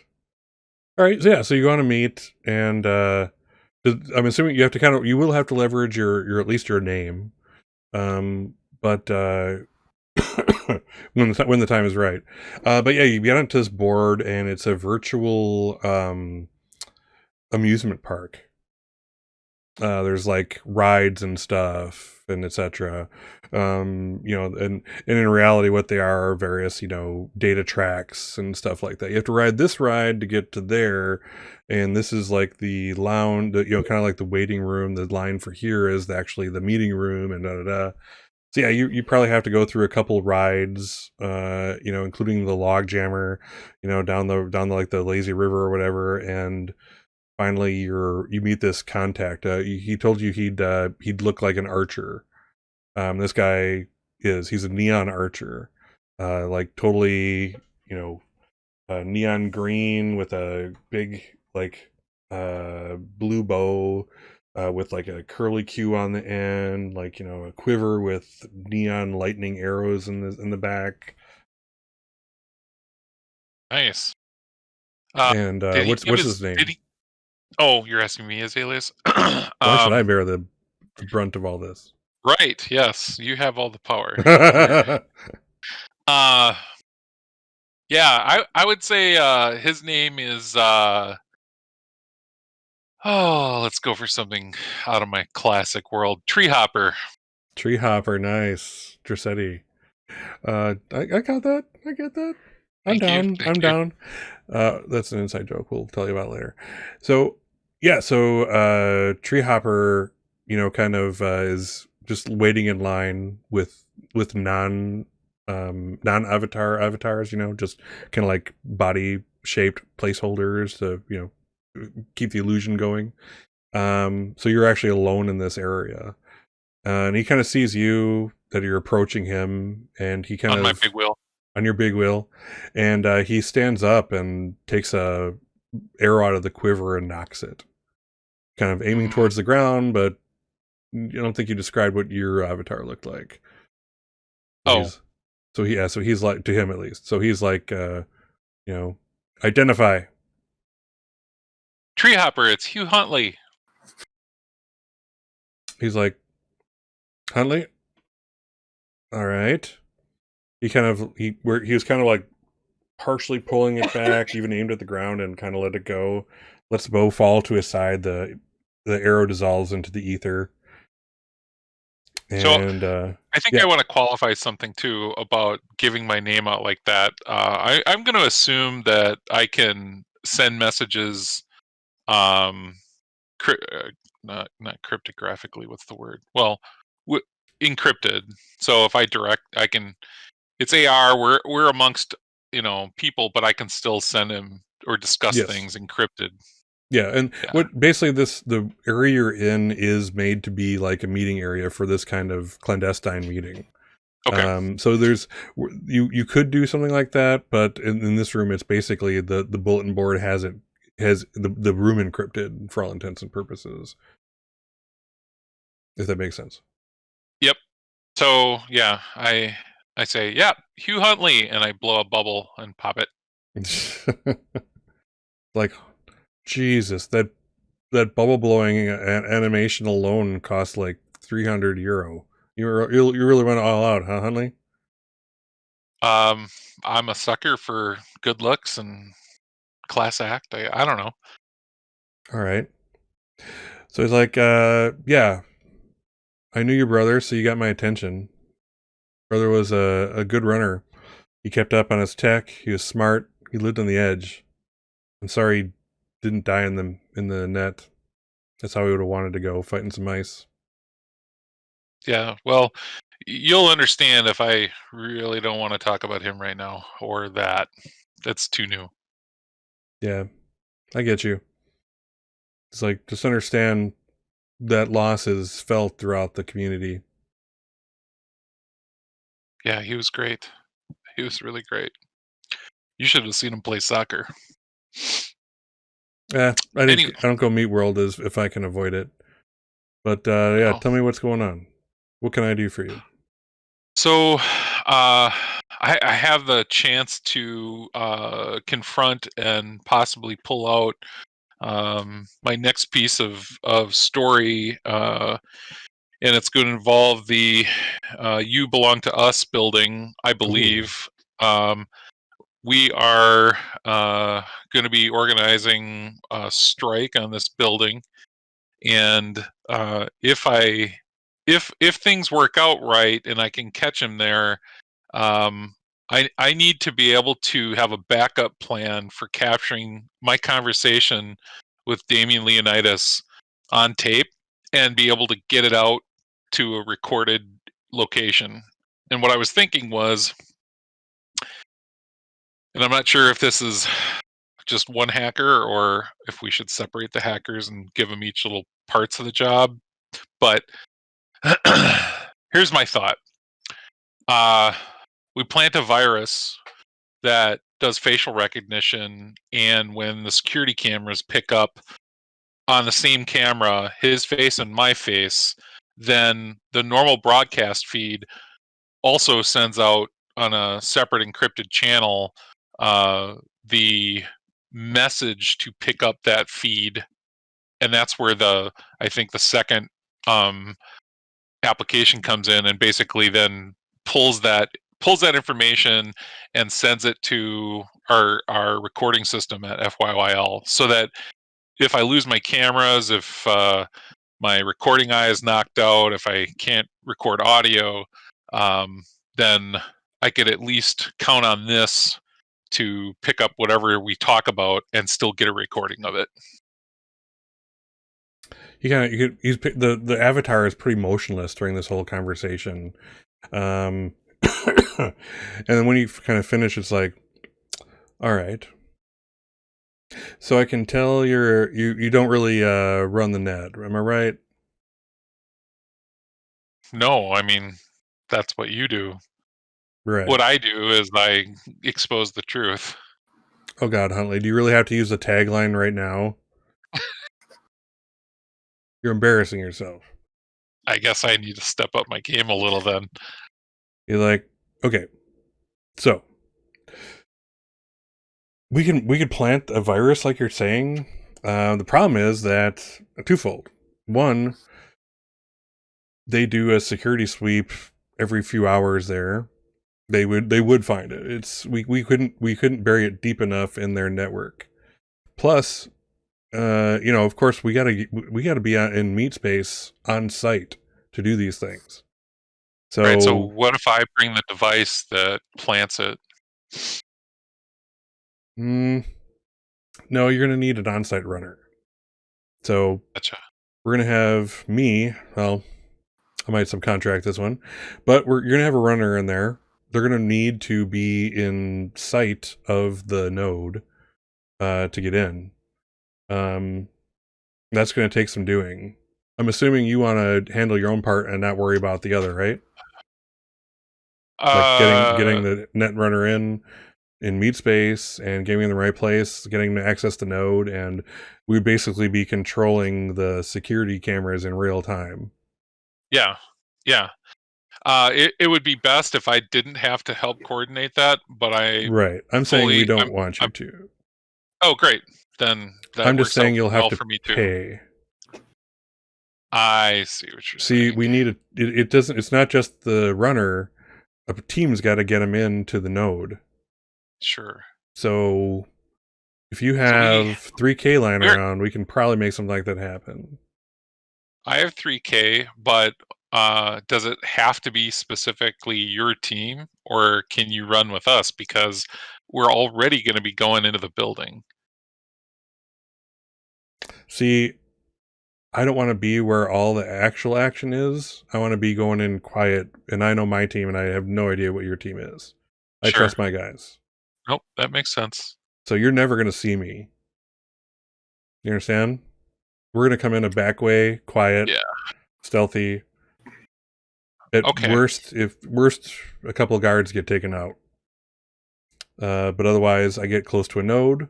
I can then do the control, and I can give you what you described in real time. Okay, and you can get it to me in real time and shuttle it out to server of my choice to get it recorded. But it's basically, I'll be, to put it in terms you can understand, I'll be like the conduit. This guy's so fucking cocky. Oh my god. All right. Yeah. Okay, let's do that. How do I get you the credits? Here, he kind of puts his hand out and kind of runs it across the air, and you see a big, long number in alphanumeric. Basically, it's definitely a routing number. Just put the money in that account, have the details, the time when this has to happen, and I'll take care of the rest. Okay. I pull out a quarter out of my pocket, and that thing turns into a bubblegum machine, and I put it in the machine and turn it, and out pops a bubblegum ball, and I put that in my pocket, and I said, done. He kind of like his avatar goes into like a res mode, as it's kind of obviously he's not really totally connected here anymore, and he comes back. All right, payment received. It's a done deal. I was in your brother's collective, so you can trust me on this one. And if since your money's good, and depending on what happens from this, I'd be willing to do business with you again. But this was your free pass. Your brother paid for that. Sorry, I don't quite follow. Free pass to what? Free pass to being able to trust me, and I'll actually do what you want. Got it. Without fucking around or trying to get extra data during the run, etc., etc. Understood. I have kids to feed. Well, from here on out, it'll be, my word, my integrity. Yeah, we'll see about that. Fuck you, you're lying. And with that, he like cuts out the connection. He isn't there anymore. So cynical. Those guys. So cynical for Cyberpunk. I mean, there's Cyberpunk, and then there's Over That Edge, and he just fucking netrunners, man. They're so disassociated. They're just like they barely connect to humans anymore. They're not cyber psychos, but they just don't trust anything anymore. So funny. I don't blame them. They know how the world works. So all right, so we'll cut your scene there. Quick aside, Mac. Lionel wants he needs like something to relax him. Food. Where I just want to know where you took him. Where would I take him to relax him with food?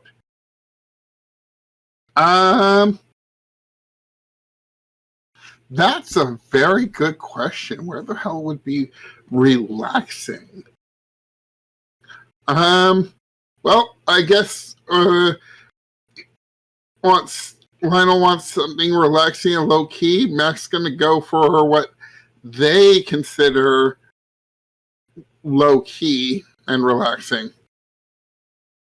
Wong's Chinese buffet. Excellent, good choice. Only the best.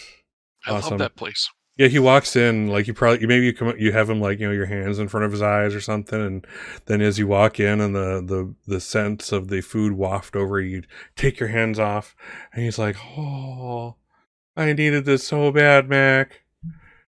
And he has his own like collapsible chopsticks. He was, and they extend, and he's totally already looking for a seat. All right, that was a quick aside. I'll cut you there. What were you gonna say there, Mac? Oh, just, obviously I'm going to, pay for him while he runs off ahead. Like, they know me here. I come by often enough. Yeah, true story. Awesome. All right, Domino. You're back at the councilwoman's apartment, and like everything else about her, this is way more expensive than a councilwoman's pay should pay for. But you basically get in. She deactivates the security system as you walk in, closes the door behind you, and it's again well decorated. This is lavish for a public employee. She kind of goes over to like her data what do you call it, her kind of data area, where she has her like the rough equivalent of like a laptop, but in an AR type of thing in one spot. And she kind of consults a few things. She's like, hey, go ahead and fix yourself another drink over in the corner there. Okay. Well, she goes over and starts pouring a drink. And I did want to say is she will activate her like voice stress analyzer. Ooh, nice. Cool. Yeah, you see her kind of flash through a couple things, kind of like she's whisking, nope, whisking, nope, and then down, turned off. And she comes over by you and she's like, okay, what do you have for me? She takes the drink, 2 drinks, offers one to her. She's like, well, that's not what I meant, but this will do for a start. So she's like, so what is your business going to be doing? I mean, let's face it, sweetie. You're going to get you're going to get your stuff passed. It's just a matter of securing my cut, and I need to tell people what this is all about and why it's good for the community. So what's your business all about?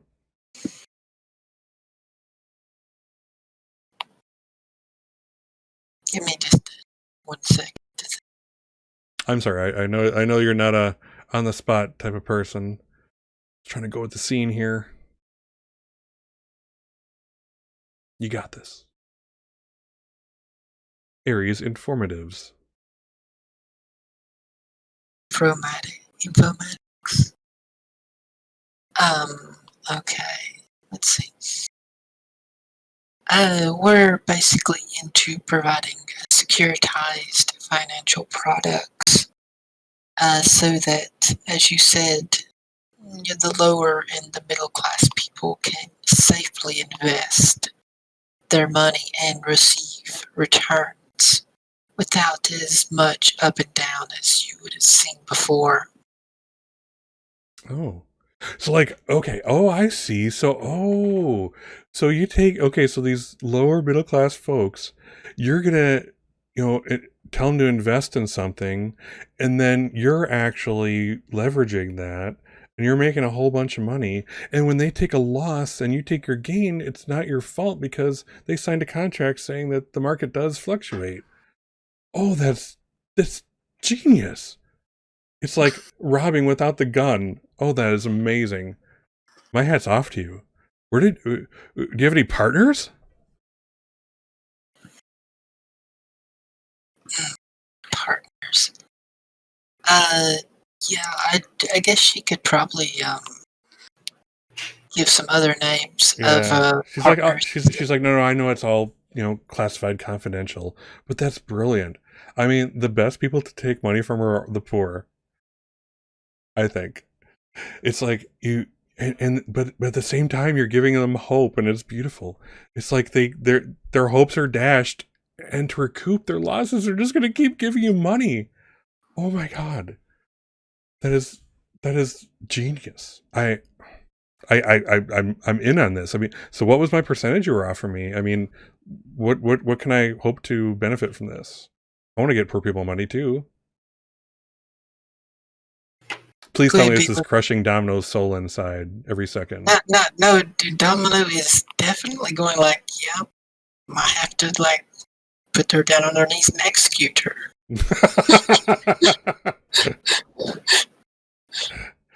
So So, yeah, she's like, yeah. So, what's my percentage again? What can I look forward to? I think that we would be able to swing a standard 15% cut. 15? That's actually generous.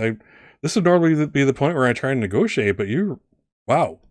That's, I mean, I can keep those roads greased there for you. But, I mean, yeah. I mean, she's like, she kind of laughs and she takes a drink of her drink and she's like, it's like they have the least amount of money, but it just never runs out because they'll always find something to sell. Did you know that a kidney goes for something like what, 1,200 euro these days in the right market? A healthy one even. And they'll sell it just to give you money to back your projects, to take the loss. So oh my God. Oh. Whew. And she's like, here's to poor people kidneys. Puts a glass up. Yeah. She does not break her cover, but she's definitely feeling it on the inside. She's like, let me get the details of those, everything you need approved. She goes over to her data terminal and brings this stuff up, and it's like, Aries informatives. It starts to, appear across the screen in front of both of you. And she's like, business permit, check. Let's see, investment permit, check. Let's see, you have the real estate. You're on the real estate board, so let's just cram that in there. Check. Normally this would have to go before like a judge and after like a 14-day processing wait, but the judge already belongs to me. We're good. So yeah, done. This will just be entered in the record retroactively. So don't say anything about this for like another week or two. But you can move on it as much as you want. Yeah, anything else? I mean, what else can I do for you, Talia?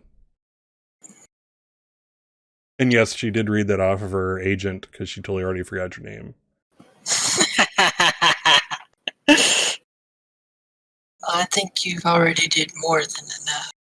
She just smiles again and looks up and sips her drink coyly. Excellent. So, is that what you wanted to accomplish with her? Was what you just did? What just happened? The goal, or what? Yeah. Well, she's basically trying to get like a official veneer for a lot of the forgery she did. I see. Okay.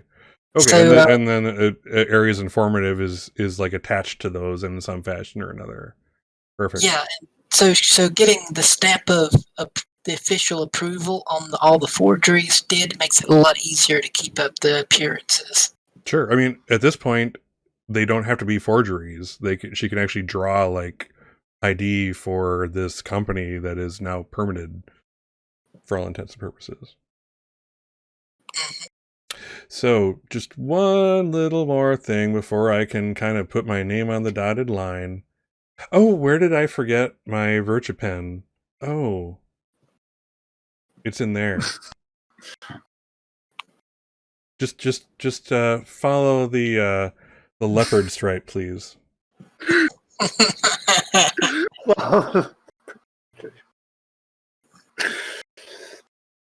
What does Domino do? And then we'll fade to black. Oh.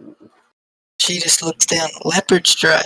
Well, it's just like in the hospital. Like, follow the blue stripe over here, and you'll get to radiology. This is a leopard stripe, and I bet you know where it's leading. Well, at least you have quite the spicy taste, I see. Spicy. All right, does Domino follow the leopard stripe line or no? No, she'll go for it. I mean, she's been trained to do all this kind of stuff. You have to seal the deal. You have to finish the mission. And it's fun. Don't forget it's fun. Oh, well, this particular woman would not be fun for her. All right. So on that note, we will fade to black as Domino goes in the room and like the strobe comes on. The heart bed starts revolving in the middle. It's interesting. There's video cameras. There's everything. It's crazy. There's a swing. Okay. That's all the description needs. Anyway, yes, fade to black. So let's now go to Kane, who is visiting one of many gas stations, Choo-Choo stations. This last one is a very special one. This was the last gas station Kane went to when his family was whole. Damn. And he's prepared the biggest snow globe for this place. Oh my god. So of course Kane's walking in, sees the clerk, does up his time, is holding the package. And walks up. Hello, sir. How you doing? I represent Night City PD. Flashes the badge. And I've come to deliver something for you. On behalf of You Belong to Us and Night City Police Department. And he kind of lets to go through all that, and then he goes like this. He points, and off to the side there's a sign that says, "Deaf, please use AR to communicate." Kane chuckles. Oh, and does he have to put on an AR helmet? No, it's all. This is for our purposes. This is all done with glasses or implants in the eyes that don't cost anything. Again, I'm just trying to make this simple and easy and etc. But yes, okay. So you don't have to do that, but you do have to use your agent. Your agent is integral to this, as is his. Kane gets everything set up and repeats the whole spiel with the agent to the clerk. It's like he AR is back. So is this the point? Is this the part where you ask for money? No, this is this is all on the agent, so he doesn't have to repeat it. I would love to repeat it again. But no, he goes, no! This is supposed to be the turning point that Damien Leonidas is representing. He wants everyone to feel the love for free. There's no money involved. He sees the box and he's like, I shit on Damien Leonidas. He AR is back. You can take that and shove it up your ass, officer.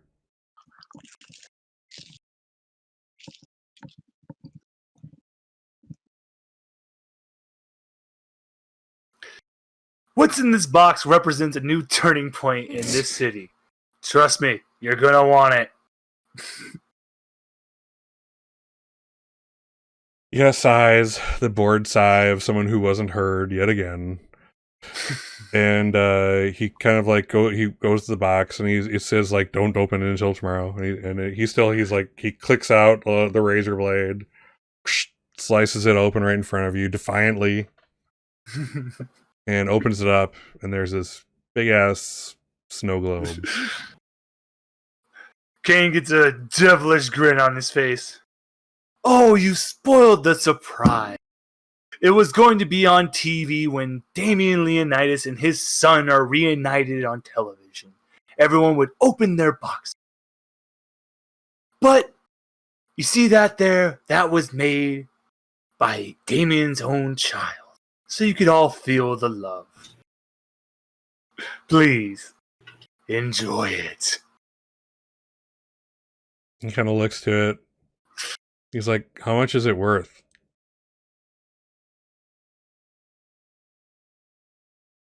Kane quickly just looks at him and goes, it ain't worth shit. You ain't gonna get shit for selling it. Like, why? Next he's like, why is Night City Police handing this out? Because we want everyone to know that Night City had every part in handing these out, and that Damien, that we are behind him all the way. You should say something like, and if you prominently display it in your store, you'll get the benefit of whatever from the police officer that walks in. A little marketing hint there. Actually, that's a brilliant point. And also, if you proudly display this item in your storefront, you will never have to pay for any form of protection again. And you'll get some help from your local police department whenever you need. He kind of ARs back. Okay. ...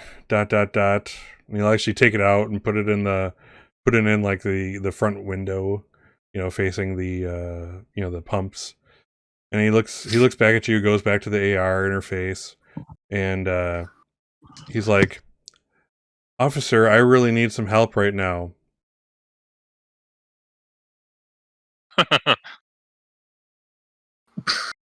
Oops. Whatever do you need, dear citizen? Well, every night, some boosters try to break into the back of the shop, and they almost have done it. So I need someone to be back here tonight at around 1 a.m. in a patrol car to scare them off. How about that? Or shoot them. Shooting is also quite acceptable. Oh, that's all you need? I will be more than happy to do that. But what should I do with the bodies afterwards? And he kind of points to another sign, which is recyclables accepted here. And in Night City, that also means that, yes, bodies. Perfect. Your problem will be taken care of. Kane's like, get your deposit back for every body you drop off. Yeah. Perfect. The last thing I want Kane to do as he's like walking outside, leaving that gas station, thinking about killing some poor gang, like, sorry guys, I made a promise. But he's going to see a poster of his dad and then just hum, "I've got you under my skin." Just happily to himself and just keep walking down the street. All right. So we've played the kind of the missions apart. Now, where are you guys gathering to kind of bring this all together to each other and fill each other in on each portion of your plan, and what's been done, how it's going to come together? Where do you meet for that? Oh, I'll just text everyone that we should all hook up at Wong's Chinese Buffet. I'm already here. And running a tab, apparently. That's cool. If everybody's cool with that, we will segue to Wong's Chinese Cafe. Okay. Damo has back on her fixer, like her armored coat and the top hat again. Yeah, back in real clothes. Does she take like a shower and scrub off all of her skin if she can afterwards? She probably does take a shower, yes. She's not. I mean, she doesn't have a lot of emotion register on her face, so she can go through it without much trouble. But it does make her quite a bit angry thinking back of it. Yeah, out of character-wise, I was trying to push every button on you to make you blow her face off right then and there, and you resisted, so my hat's off to you. Good job. Well, yeah. Well, I mean, this is what she does, like, all the time. So it's like... Fair enough. Okay, so you're all at Wong's Chinese Buffet. Go ahead and let's roleplay the scene. Lionel has his own table. There's only a table for 4, or 3 rather. So he's like off on his own little table, and like he has stuff lined up. This guy comfort eats like nobody's business. He's not a big guy, but yeah, he has his stuff lined up. And it is Chinese food. In the words of Kiefer Sutherland, how can 3 billion Chinese be wrong? Etc. Oh yeah, the amount he's eating is terrifying. Even Mac, slightly. Mac is impressed and proud and slightly terrified. All right, go ahead and RP. What's going on, boys and girls? Well, the first thing Kane does is lean into Domino, sniffs a second, and goes, "Why do you smell like sweat, shame, and guilt?" She just raises. Lots of shame. Lots of shame. She just raises an eyebrow at him.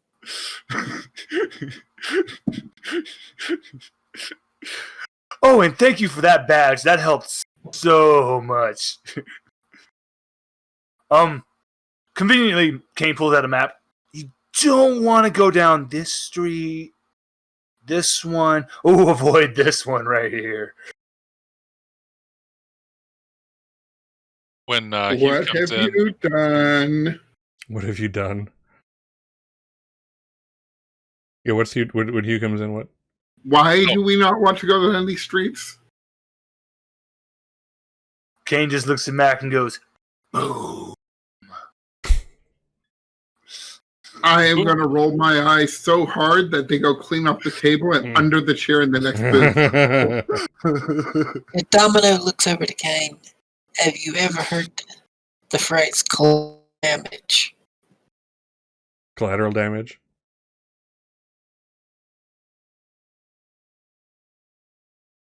as Kane just looks down at the floor and looks at Domino and goes, "Silly Domino, I didn't take anything from those gas stations for payment beforehand." And of course there's going to be damage. It's boom. as Hugh comes in, he's picking items off the buffet, all the lighter fare, pair of chopsticks. I think we're There's a losing your bottle. video a little bit there, Aaron. Me? Yeah, you're frozen on video. Oh no. I will restart. Oh, nope. You're good again. Sorry. I'm good? Yep, sorry. Okay.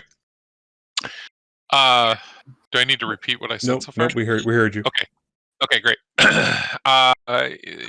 And his own bottle of soy sauce, extra wasabi, and sits down at the boom part and boom what? What's gonna go boom? Have we planted the explosives? Is that what's going on? Well, I set some explosives. It was a little side project of mine, Hugh. Just a little side project. About now we said there's no more C4 left in the city. How much would that translate to? Like what? 10 gas stations? Sure. 10 gas stations sounds reasonable. We're gonna say there's going to be about 10 locations going to explode tomorrow. I was gonna say no more C4 in the city tonight. Tomorrow is a whole different story. True. As we're eating and getting to some point where the conversation is, or where the food part is starting to die down, and it's just the conversation. I pull out 4 slender little boxes and, leaving one in front of myself, put one out to Domino and Mac and Kane, and say, "This is a little gift for our event." And what you see there is like a very slim midnight black velvet box with a gold Enzo on the top, which you recognize as the Trauma Team International's corporate level support. This is 1 month, so you can keep it for yourself. You can give it to somebody else if they need it. If you attach it to your agent and it's bio-linked, it'll automatically call for you. But you'll have the quickest response possible if you go down. Damn. That's an impressive gift, in case you don't get that. Yeah, they're about $1,000 a piece for a month. Yeah, Domino will take it and look at the box, flip it open, then link it up with their internal agent. So yeah, I want to make sure you guys are taken care of. You've, as a team, we've done a lot together, and like to see it continue, even after this escapade.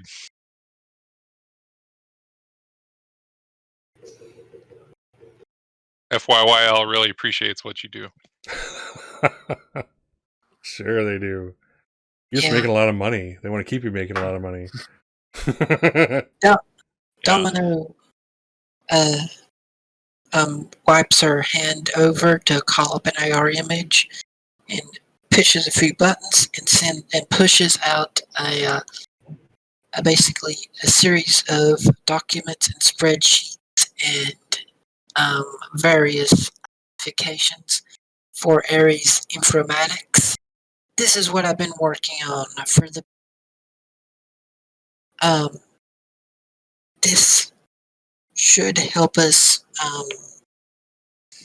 take down some of the areas we've been looking at, and also may be able to skim a bit of money off the top for us. Nice. Possibly, I'm not sure if I've not worked this out yet, but possibly I could use this cover to get you into a corporate meeting, maybe to get you into the building on like some kind of official path. Ooh, that's pretty cool. Excellent. Damn. It's going to be interesting too, because I kind of have this semi-obligation now to Quinn and I don't know who else. They all want to be stars, and I called them on it. So I'm not sure how much I'm going to have to be part of their actual attack, or if we can set up a meeting time at some point. Like if I'm already planted in the building through your methods, then I could meet up with them for the star shots. But I definitely have to make good with the Fords for that. So somehow we got to combine that. Yeah, but if we make it through this and come out alive, the way I've set this up, we'll have a nice nest egg coming out. From poor That would be people. excellent. And you're not actually going to be there, right, Domino?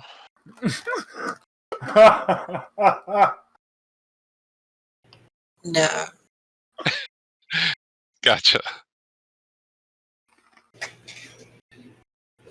So ultimately, you'll have a really great nest egg no matter what happens. Welcome to the Fixer world. It always works out for the Fixer.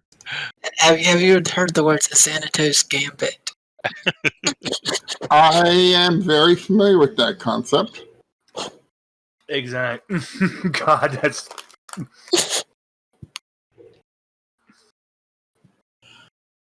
What's Mac have to say about all this so far? Just listening. And silently judging. Silently judging as Mac do.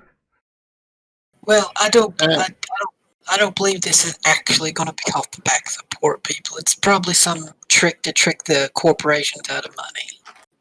I was making a joke. I get you. Yeah. Ultimately, and I guess Mac is trying to revise their plans, knowing that apparently things on these roads are going to explode. Yeah. Let it wrinkle. Yeah, that could be problematic. What could possibly go wrong? And Kane goes back to stuffing his face. So, do you have a plan to get into the building, or should I try to set up a meeting for Ares Informatics' newest employees with the You Belong to Us Corporation? No, I like that idea a lot. In fact, Hugh points with his chopsticks. If you can get it set up that there's going to be a brief meeting with Damien's executive assistant, that would be extra helpful. With your new permits and the level thereof, that's quite doable, Domino. Well, I think I just need to make some calls, maybe pull some strings. I should be able to set it up. Excellent. Then we just got to figure out exactly what the Fords are doing.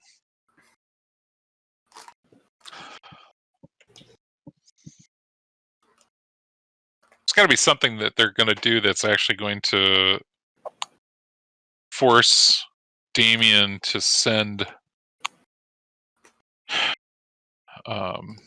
support, right?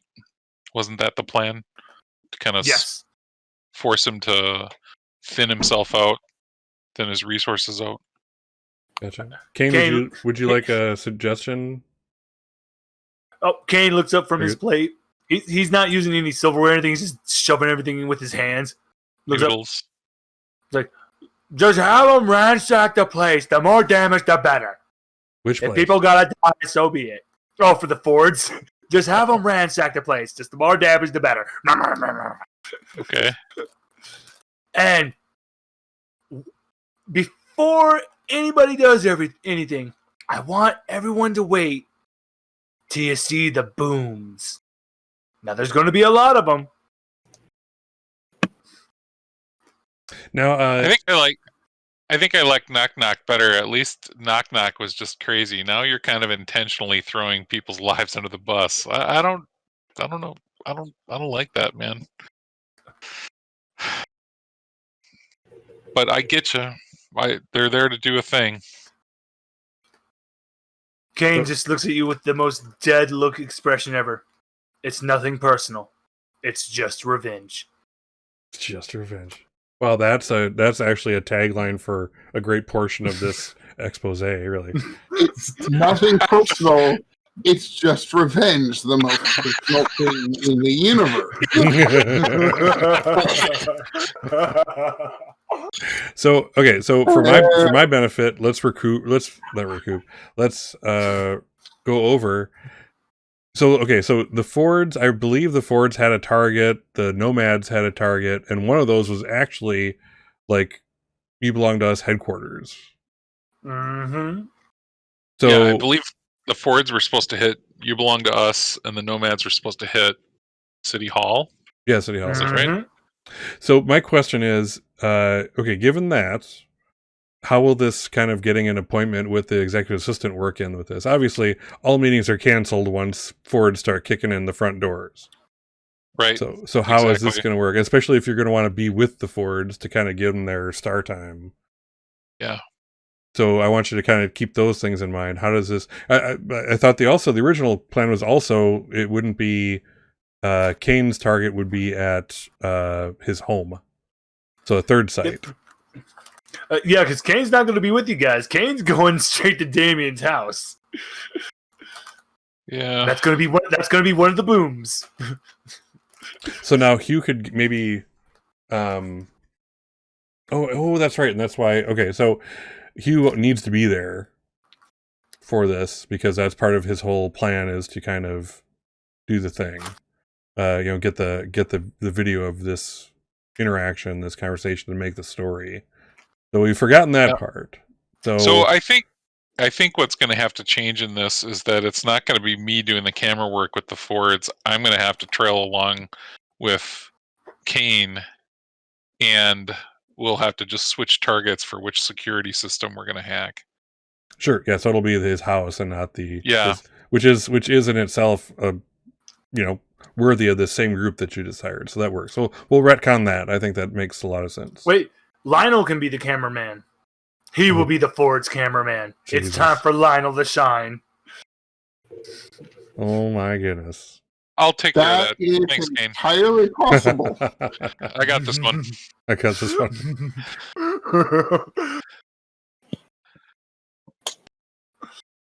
Cool. So that's actually I don't know if we even have to retcon it. I think it's a thing that just needs to be communicated. That's all. Oh, sure. The switch of target. Yeah, I get you. Yeah. Which is easily done. Okay.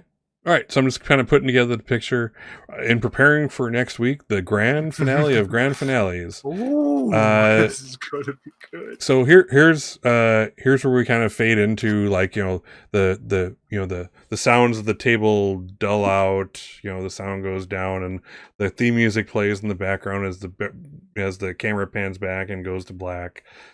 So, and this is where you get in the out of character conversation. So so me talking to you.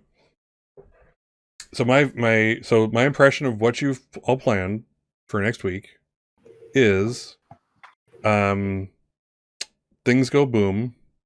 There's an attack on You Belong to Us headquarters. There's an attack on City Hall. Mac will be with the Nomads at City Hall, theoretically. Okay. All right, because that influences how we're going to play this out. Because I want to make sure you guys all get your spotlight time. So help me help you to do that. Well, I mean, there's no reason Mac has to stay in one place. They are nomad. They do get around. Oh, is that what that means? Gotcha. Yes. What an ass. It's so simple. All right. So, do you think... Well, I mean, ultimately, it's, all of this is going to be going on, but how the hell is Kane going to get to Leonidas' private residence? Walking? He's already started walking. So here's where I think we recombine kind of what Domino was offering, and that is, Leonidas' house. It's got to have its own little, front business room, right? If the timing's right and the executive is there, the assistant is there, the meeting between me and her could be there at the house, and Kane could be in the trunk, so to speak. I'm already down with this plan. I'm liking this. Not just so to speak. Kane's literally in the trunk. Literally in the trunk. There's not. Okay. So that firms up that a bit better. Now let's talk Mac and Domino. We want to make sure Mac and Domino get their time here. So Mac, my question to you is: are you going from combat to combat? You seem to be the one most involved in the main city, violence. Oh, poor Mac. Is that so, or am I reading that, or something else that Mac is planning on doing? Well, I mean, it very much depends. I mean, whether or not people are going to need to get out. Obviously, it's my specialty. Get people there and get people the hell out. And then, it's kind of a toss-up. Who's going to need a getaway ride more? Or, maybe Mac just kind of shows up at the right place, right time. Okay. Just as they're needed. All right. But, I mean, at least to get things started, they're going to hang out in the city with the Nomads and that. And just be all very much, let's get this party started. Okay, that's fine. At least I have a place to start from and kind of get an idea of where I'm going with you, and that helps. So, okay, so you're going to basically start with some city hall combat, probably, or violence of some sort, and go from there. Where that is, we're not sure yet, which is totally fine. It's not my fault the front doors of City Hall are made of glass. It's nobody's fault, except the people who decided it was supposed to be glass, which it literally is their fault. Cool. Excellent.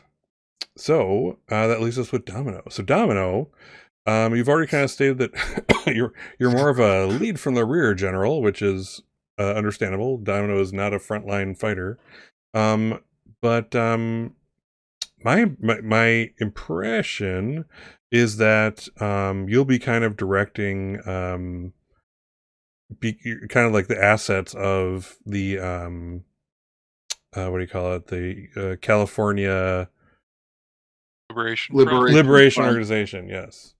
Is that so? Where is Domino going to be? Where we can give her spotlight time? Okay. Well, since we haven't really introduced them people, I was thinking to give her more active stuff.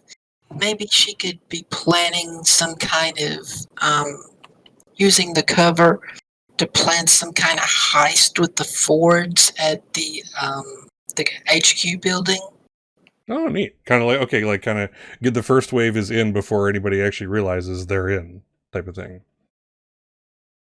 Yeah, and she could basically be saying, like, coordinate. She goes in and has a meeting, like, scopes the place out, and she gives the Fords the information to basically say, hey, here is the place you need to hit to get the money.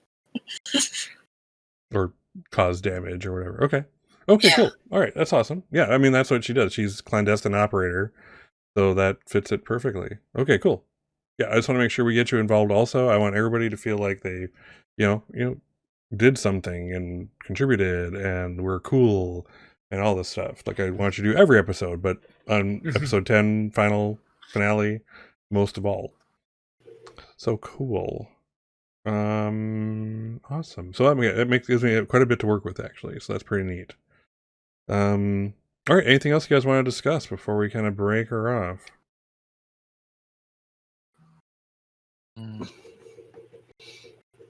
I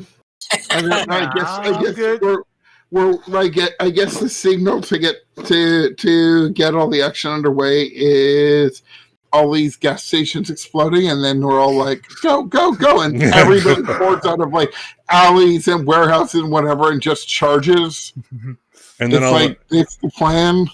All the nomads will be like, wait, I got to get gas quick. I need a shit. Oh my god. I need an hour before things go off. I need to be on site with the executive assistant before at least an hour before things go off. Yeah. Domino was considering giving a picture of the Politico to the nomads to, like, you know, to make sure they die in the crossfire. Make sure they die in the crossfire. That is a Domino thing. It's like a free assassination. I mean, they're there to do some damage anyway. Might as well cap a nasty politician or two. Might as well kill him. Welcome to Cyberpunk. Welcome to fucking Night City. Many of you will die, but that is a sacrifice I am willing to make. That was Kane's logic today. Many of you will die, but that is a sacrifice I am more than happy to make. Yes, good times. Cool. Well, I just want to say it was fun scenes today. I really liked kind of letting you guys get into the RP of your guys, and you know, it's showing through. So that's really awesome. I had a fun time with them tonight. So that's fun. That's fun. Me too. I spent a lot of time reading the actual book, the Cyberpunk Red book, in between my spots, just so I had something more to work with and some other ideas, I guess, to generate about what we could be doing for this whole thing. Because once it came to be like, okay, now we're going to go into this big battle, the first thing I was concerned about was like, I'm going to be under constant gunfire. I am not a solo. I need a good weapon. I need possibly armor or at least a way to stay alive. And so, yeah, actually having the space to kind of do that research in between was great. So cool.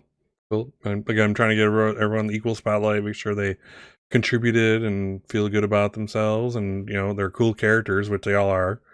They all have so much to offer this whole operation. That's so cool. So I was trying to improve my skills with flirting too, because like Dumas, I liked her, but she was not good at flirting. Yes, do I have to play you Scott's hints to Dumas on the ways of seduction? Do I have to play that? Oh God! Because I will. So I think I improved that at least a little bit. Yes. For those of you who don't know what the hell I'm talking about, that was the Monster of the Week campaign where Dumas was a divine that Cassie was playing. So yes, good times. Flirting is not the forte, but you're getting your game, Cassie. I gotta say, you're bringing it up. It's up a few notches. You've been reading a book or something. I don't know. I do like playing social characters and stuff, and I've definitely been leaning on doing a lot of background stuff like forgery and talking to people and stuff like that. You are the ultimate support character, truly. If you could bandage wounds, you'd be perfect. The details of like what you have to do that. I've never done forgery, but they seem kind of ultra realistic. Like I kind of wonder what else you've done in real life. Don't answer that question, Cassie. He's a fan. Oh my god. Don't answer that question. So yes, so this is again great session. I had a lot of fun, and I'm glad we brought Lionel back. Also, I was missing Lionel. But so we're all the gunmen, so that's good. Guess what? Next week, Lionel gets to hold a gun and a camera. Oh my god, that's terrifying. All right, so on that note, awesome episode. Again, my role players are awesome, like they are every session. Again, this is a cool role play heavy session where they got to kind of let their character shine, and they did. So I'm very happy about that. So let's say goodbye to the stars of the show, the players. Let's start over here with Cassie. Okay, peoples, I am the Cassie. I hope you enjoy my role playing, and I love you. If no one's saying it back in chat, but I know they think it. So yes, we love you too, Cassie. Yes. Okay, thank you, Jason. I appreciate that. We love you too, Scott. Oh, thank you. I don't want to be left out. Okay, Aaron, thank you for the session. Yeah, it was a blast, and hopefully we'll have some more episodes of FYYL coming out. At least one tomorrow. So nice. I look forward to it. Yeah, put it in the Discord and share it in like the RPG chat. They'll eat that up. That's awesome. I was thinking of dropping it on the R. Talsorian Cyberpunk Red Discord as well. Yes, absolutely. Drop all of them there, dude. Yeah, and then kind of point to Scott's case files. Oh, I wasn't expecting that part, but yeah, you should be recognized for the hard work you do, because those are awesome little episodes. They're so entertaining. I lost it on the last one. The one that really got me was the one where Arizona and Hightower did their lines. That was the best of them all, and I just lost my shit when I listened to that one. So, good job. Other people should be aware of this because it's awesome work, and you really do put it together well. So, thanks. Yep. The Scott's Case Files pointer is a bonus, not required, of course, but sure. Appreciated. Cool. Yeah. Next, we have Jason. How you doing, Jay? I'm all right. It's been kind of a tiring week, but this is always fun, always high point. Awesome. Glad to hear that. Yeah. This week's the high point. Next week's high tower. Hopefully. Oh, I guess I got to write that in. And high explosives. And high explosives. And probably adventure. High flying. High flying. Nice. High adventure. Yeah. One more. And high adventure. That's beyond compare. One more, and then we can go to Brian. Hopefully, a high subscriber count. Oh, nice. Good one. Excellent. Always think of the marketing angle. I love that about you, Jason. All right. And on to the last but not least, Brian. Tell us where we can find you online, Brian. Well, of course, everyone, you can find me at 3 different places. The first is Twitter. It's the same handle for Twitter and YouTube. Well, Twitter and, just that one. At Missionary Brian. Then find me at Twitch. I'm on Nerdy Cephalopod. Love the tentacles. And then Horror and Dubs on YouTube. And hopefully next week the swelling will be down on my leg. Just because I don't want any misinterpretations of that, could you please just expand on that? He got a tattoo on his leg, okay? You got a tattoo. What? Why else would my leg... Okay, my leg wouldn't be swollen from something... If it was something serious, I'd say so. It's just for a tattoo. It's a tattoo. It's a beautiful tattoo. Go to the Scott's Case File Discord, General, to see that tattoo, which is beautiful, by the way. Again, I love the hat. The hat is the thing that I saw first when I looked at it. So yeah, very cool. You might want to post your Discord in the chat if anybody's watching. I put that in this. It's in the about, and then the description on YouTube. It's all. I got this all taken care of, Cassie. I got it. He's got this figured out. Got this. But yeah, so that's awesome. Yeah, so definitely go there. All right, I am the game master, Scott's Case Files, and again, if you're watching this on Twitch, in my about, Cassie, if you go to my about, you'll find my social media connections, including my Discord, Twitter, and YouTube. Check them all out. They're pretty cool.